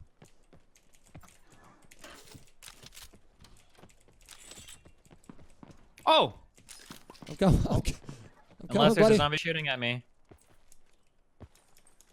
I will protect you.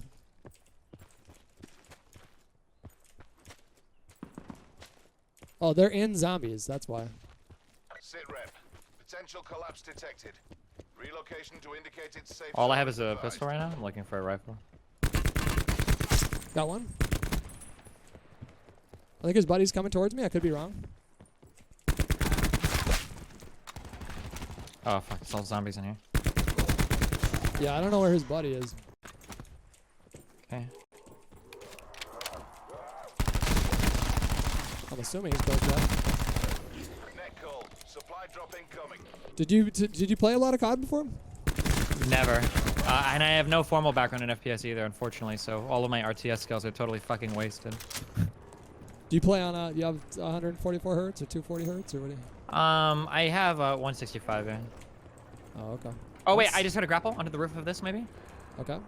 I'm pretty sure he's on the roof. We can, I don't have a grapple. I don't know how to deal with that, really. He might just be waiting for us to run out. Yeah.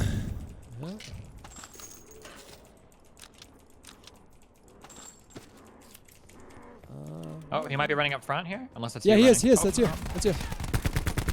There you go. Oh, I lit him. He's super lit. Did No, you he's kill dead. him? He's dead. Yeah. Oh, okay, yeah, nice. you can loot that. Where's this other zombie?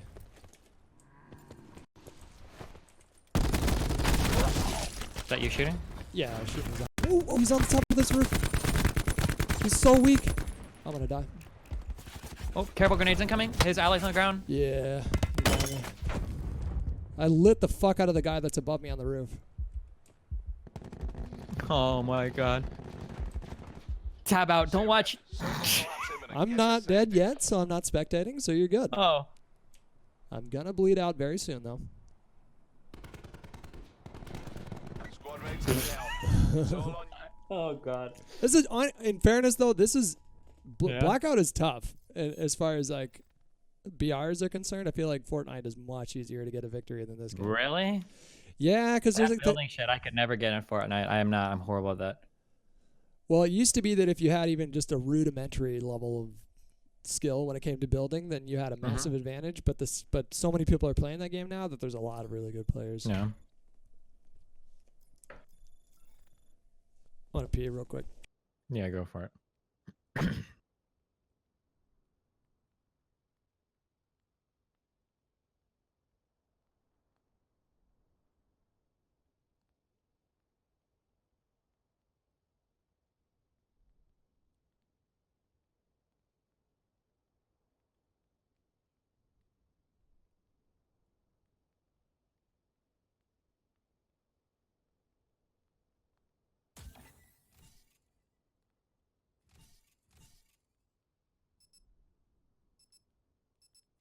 Do you play enough chess in our elo? No, definitely not.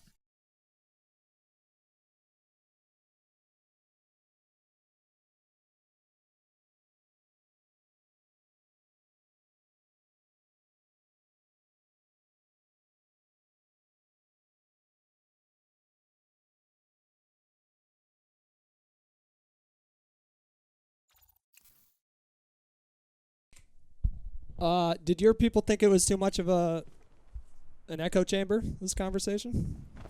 No, I don't know. They like it every now and then. It's not good. Alright, okay. Okay, we're gonna land here this time, okay? This is what I'm used to. This is what I train for, alright? Asylum. That is going to be a hot drop, my friend. Alright. This is the only place I know to play. Okay. There's probably going to be about 15, 20 people here, but let's go. That's good. That's 15 or 20 kills for us, okay? Dude, I never get to have conversations like these. Oh, political ones? FYI. Yeah. None of my friends are interested in yeah. it like I am. Unless you want to talk about how upset you are and that in the new Battlefield trailer there's a woman who has a prosthetic or some dumb shit. No, my friends don't give a shit about that stuff. Oh, that's really good. Okay.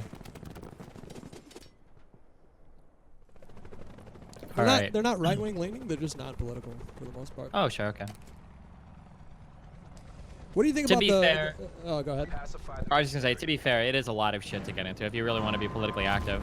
Like, I'm lucky that I can do it because this is kind of my job. But if I had like a normal like 9 to 5, I don't know if I want to waste my time reading about all this shit, you know? Fair. Yeah. I'm going for this little house thing in the Okay. northeast or whatever.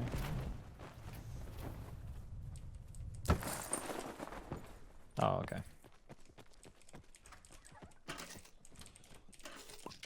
No gun yet? God damn it. I don't think anybody came in. I didn't see anyone. I still can't find a gun. There we go.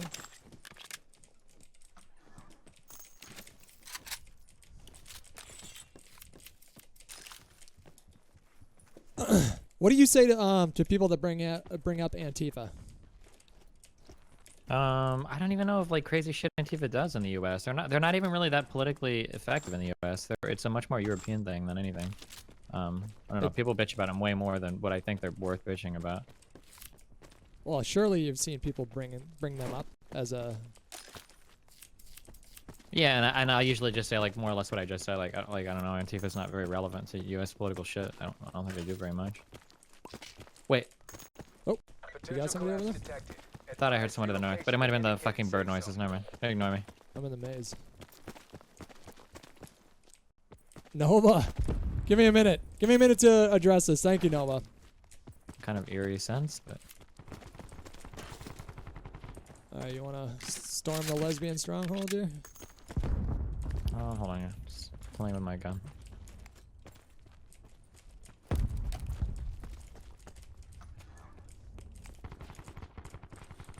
You okay? You're gonna shut it? No, I'm still looting on the outside. You know what? Fuck it. I'm going in. Okay, I'm coming out of the maze now. I think they're shooting zombies. Yeah, it sounds like it. I'm running my way over to you. Yep. I'm gonna wait for him to start shooting, and then I'm gonna open the door here. Okay.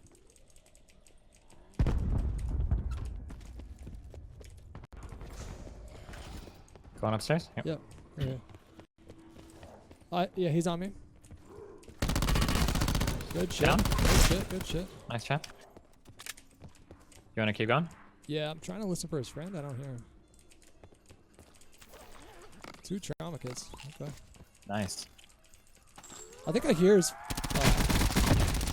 I'm coming to you. Oh, he's here. Where did you? He's dead. Nice. Good job. Here, you want that? You can loot that box right there. Okay. Hug. Should have got like level 3 armor, right? Yeah. Here, take this too. Sorry, what? Yeah. Oh, cool. Thanks. Sit rep. Circle collapse Oh, we imminent. fucking Get to survived. safety. Let's go. It's actually, this was like right at the beginning. I don't know how only 2 people dropped here. That's like really weird. It was right above it too. Yeah. Yeah, I'm guaranteed there's like 2 people at the fucking graveyard that are probably gonna work their way over here. I would imagine. Well, they added like a boss over there. It's really hard to kill. It's not worth it.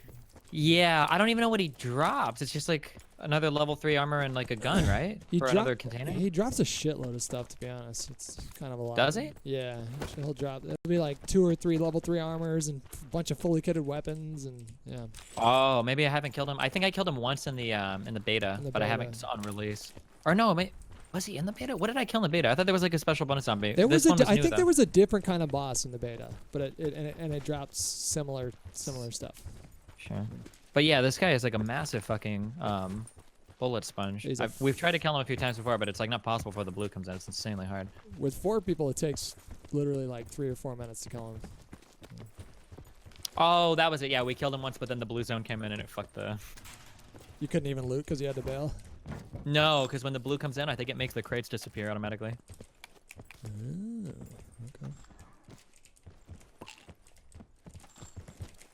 All right, what do you like to do? Do you like to kind of remain in one spot, or do you want to run around, or? I get myself killed because I'm too aggressive, but I usually just like to run around here. We could go to like right over here. I'm gonna mark it in blue. There's probably gonna be somebody over there. There's also gonna be probably people coming from Turbine. The biggest thing that disappoints me about this game, are they ever going to add any type of like ladder rank system to this, or? Seems like people are telling me that Call of Duty typically doesn't have those types of systems. Well, they'll do it for MP. They'll add like a competitive playlist, but I don't think they'll do it for. They might do it for Black. I don't know. We'll see. I like it in like PUBG being able to track like ladder and shit. Maybe just because of the kind of player I am, I just like to be able to see that. But. I'm fucking terrible at PUBG. I can't do that game. I'm really bad at that game. Real bad. Yeah. So what was it? So when you had that debate with JonTron, one of the things that people give you shit about is you said, "What's wrong with communism?" Yeah. Supply drop inbound. I don't know if I have So a question. we were just like yeah, we were talking about stuff, and then he brought up like.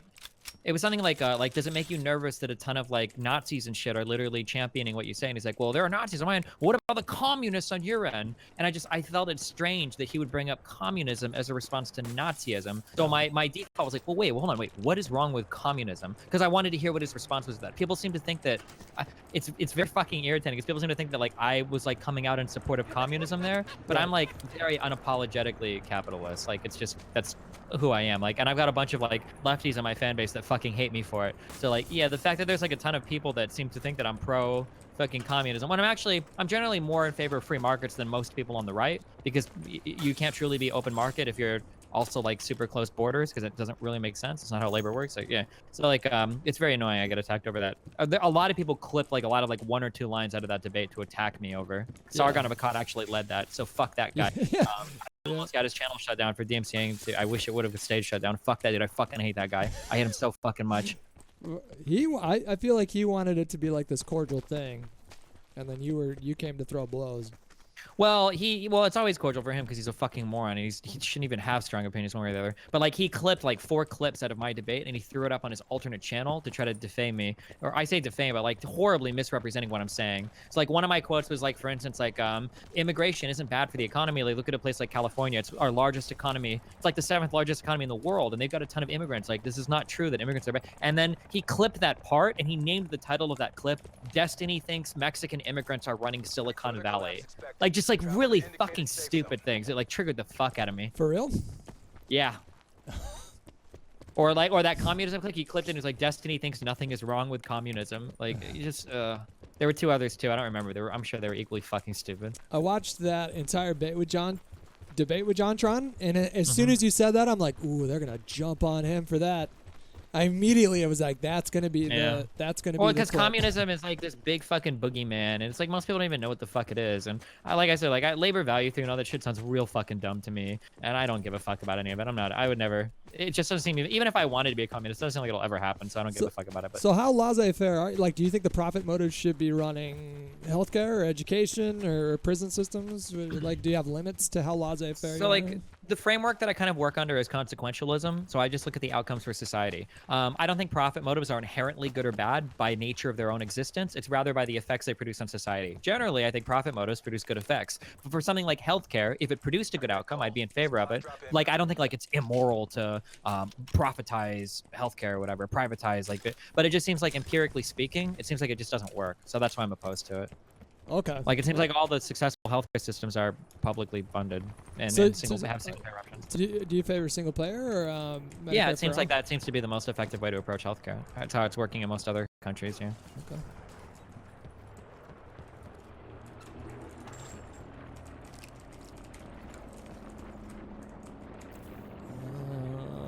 I'm gonna get rid of this. You want to go over there? There's a lot of people finding like southwest west. Yeah.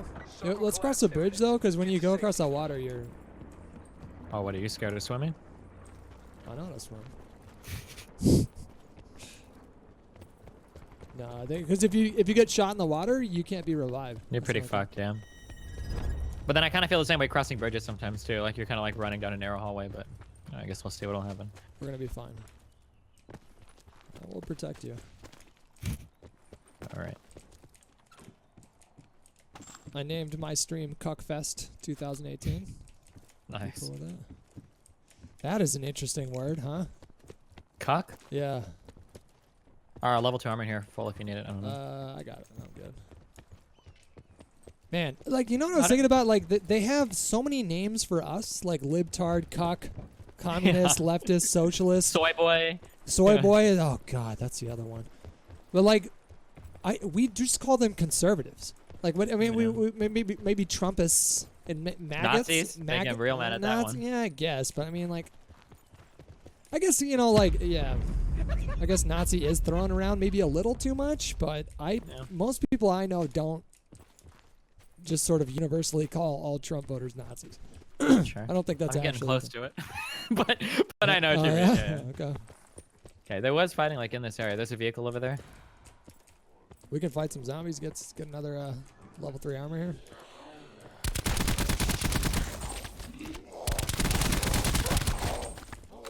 But they're definitely winning the name calling war. We don't have shit. Oh yeah, the whole meme war seems to be.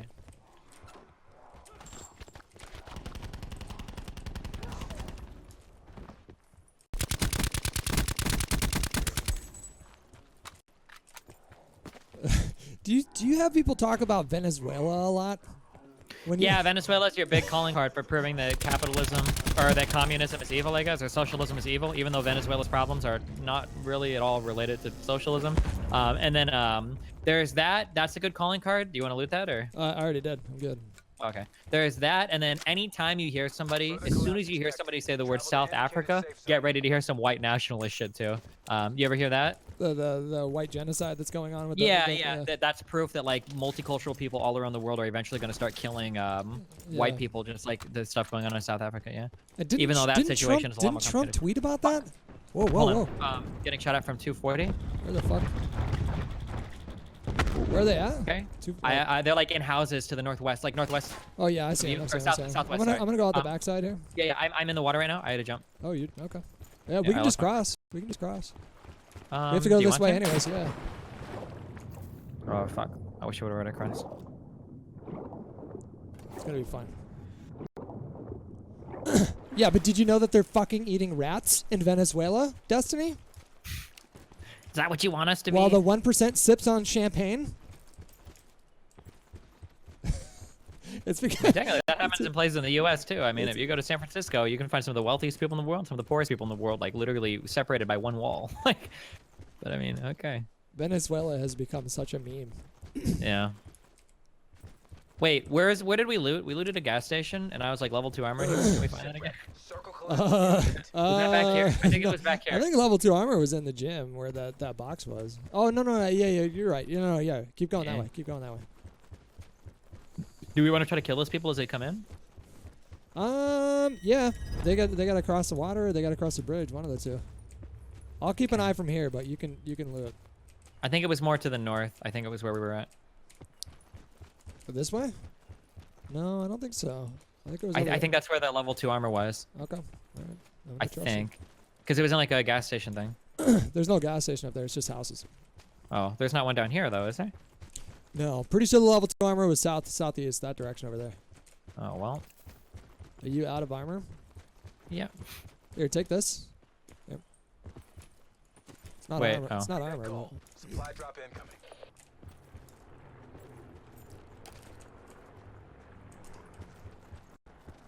Oh no, wait. Could it be that? oh yeah, maybe. I don't remember if I saw level 2 armor in there.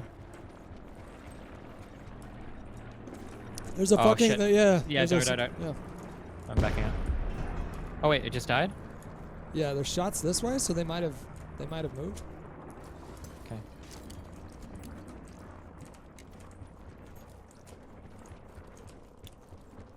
Fuck. That's it. See, that's the thing about this game that makes it. Oh, here, there's gonna be armor in this in the drop right here. That's the thing that makes this game harder than other BR games is the armor. Because like in other games, you can in Fortnite you can replenish your armor in 10 seconds and you're fine. But in this game, it's really hard to find armor just lying around after you've just gotten a gunfight. Yeah, and I think in PUBG, didn't your armor last a lot longer? Am I wrong on that? I don't know. I haven't played that game enough to really say. But there were definitely shots this direction. But I would go for that drop right there and see if you can find. All right. I'm ready to die. I feel like it's gonna come from the southeast. Yeah, they're up here somewhere. I heard those shots. Oh, Fuck, yep. no They're armor. here. They're here. Further collapse expected. Travel to indicated safe zone. I got them both. We're good. You can loot the guy on the right there. Okay. Where's this guy's box? Where's the first guy? I shot some dude over there, or maybe it was this guy actually. They were pretty close to each other. I have no idea where this guy's box is.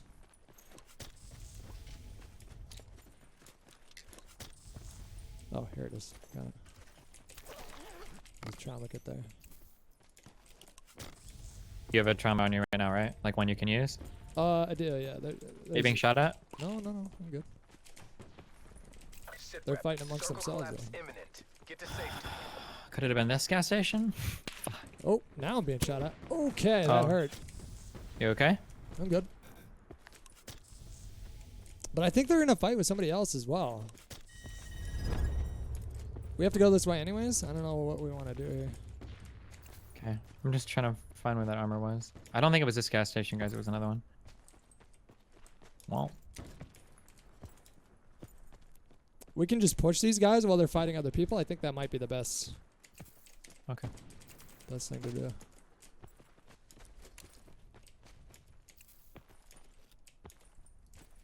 I see him. Hit him once? Yeah, he's dead. Oh, nice. And he was shooting at other people that were south of him. Okay. His ally was up there and died as well, so.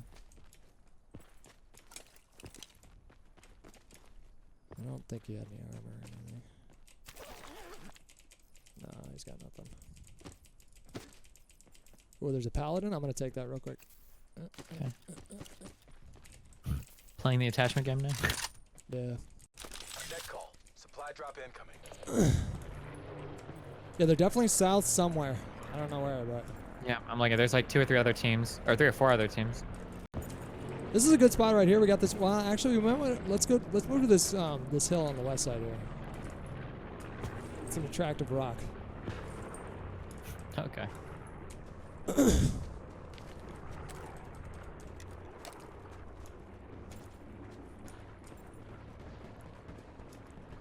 Yeah, this is a good spot right here.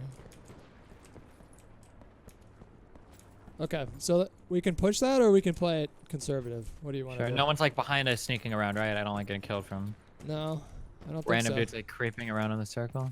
I don't believe so. No, there's only well, actually, there's 9 people left. What the? Yeah, that's why I say there's so many teams left. Do you have armor or no? No, I don't have armor, but that's okay. Fuck it. I'm gonna go towards this drop, see if I can find level 3 over here. It's in the water. I'm not going for that. Never mind. No, I don't think it is. You just gotta cross. Further collapse expected. Relocate Be to brave, safe dude. Nah, it's a shitty Man spot. up. Oh my god, you're Yeah, so you scared. go for it. I go thought you for were it. in favor of action. What? I thought you were an action hero. Wow. Yeah, I never said I was an Ayn Rand fan. Wait, where is that crate at? Across the water. I think it fell in the water. You can I want definitely. that armor so fucking bad. You, Only I mean, 20 seconds. I don't think I got time. Fuck it. Just yeah, fuck that's it. what I'm saying. Circle collapse imminent. Get to safety.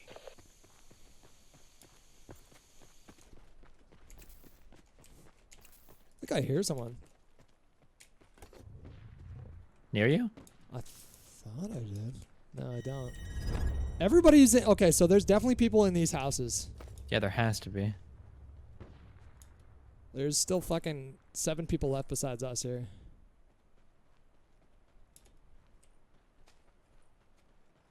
We should just stay on the outskirts here. Oh, What? Are they shooting at you? no. They're in a different fight. But we need to get up here to the safe zone. I don't think I can jump up here. That would be nice if I could, but I don't think I can.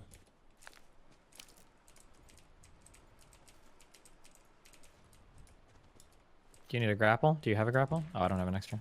I'm good. I'm jumping in the house. Whoa. I'm trying to. Somebody just What? fired upon me. Whoa, Jesus. Okay, that was straight south somewhere. I don't know where. Maybe in the house? Yeah, that was in the house, straight south of us. Hit him twice. Further Oh, collapse I just got hit expected. real hard. Hold on. Relocate to safe zone. Trauma kidding. Yeah, he was in that house that you marked. Oh, that we had marked in the beginning of the game, I guess. Somebody's right next to me. I can hear him. Right next to you. Close by. Maybe gas station? Or pizzeria, I mean. Okay, I'm coming into your house. They have to come to us. So we can just focus on that house where the guy was. I don't see him in there. Circle collapse imminent. Get to safety. Oh, I see someone 210 south. Yeah, I see him over there.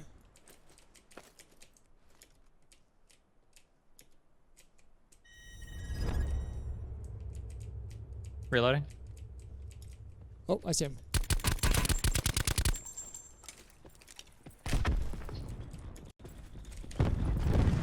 I'm Yeah, going. yeah, Oh yeah, shit! Back I in see the house. I think we're getting pushed from the side. We might be. This sucks. I'm inside right now. Oh my. I think we're safe in this house, right? We are, but they're coming from Yeah. this side over here. Yeah, over there. Yeah. If you just watch the front door, I can keep an eye on this. Okay, I'll try my best, buddy. I think I see him. Oh, I thought I saw him. Oh, I see him now. Oh! Can you get me? You okay? Can you crawl over me? Yep, I'm here. Oh my god, I just canceled. Oh, okay, so I see a guy. He doesn't see you. He's in the gas. He's hurting. Major instability. What, in that house? Straight south in one of those houses over there. Oh, Oh, I'm leaving. everything's fine. Oh! He's like right outside the window, healing. Oh.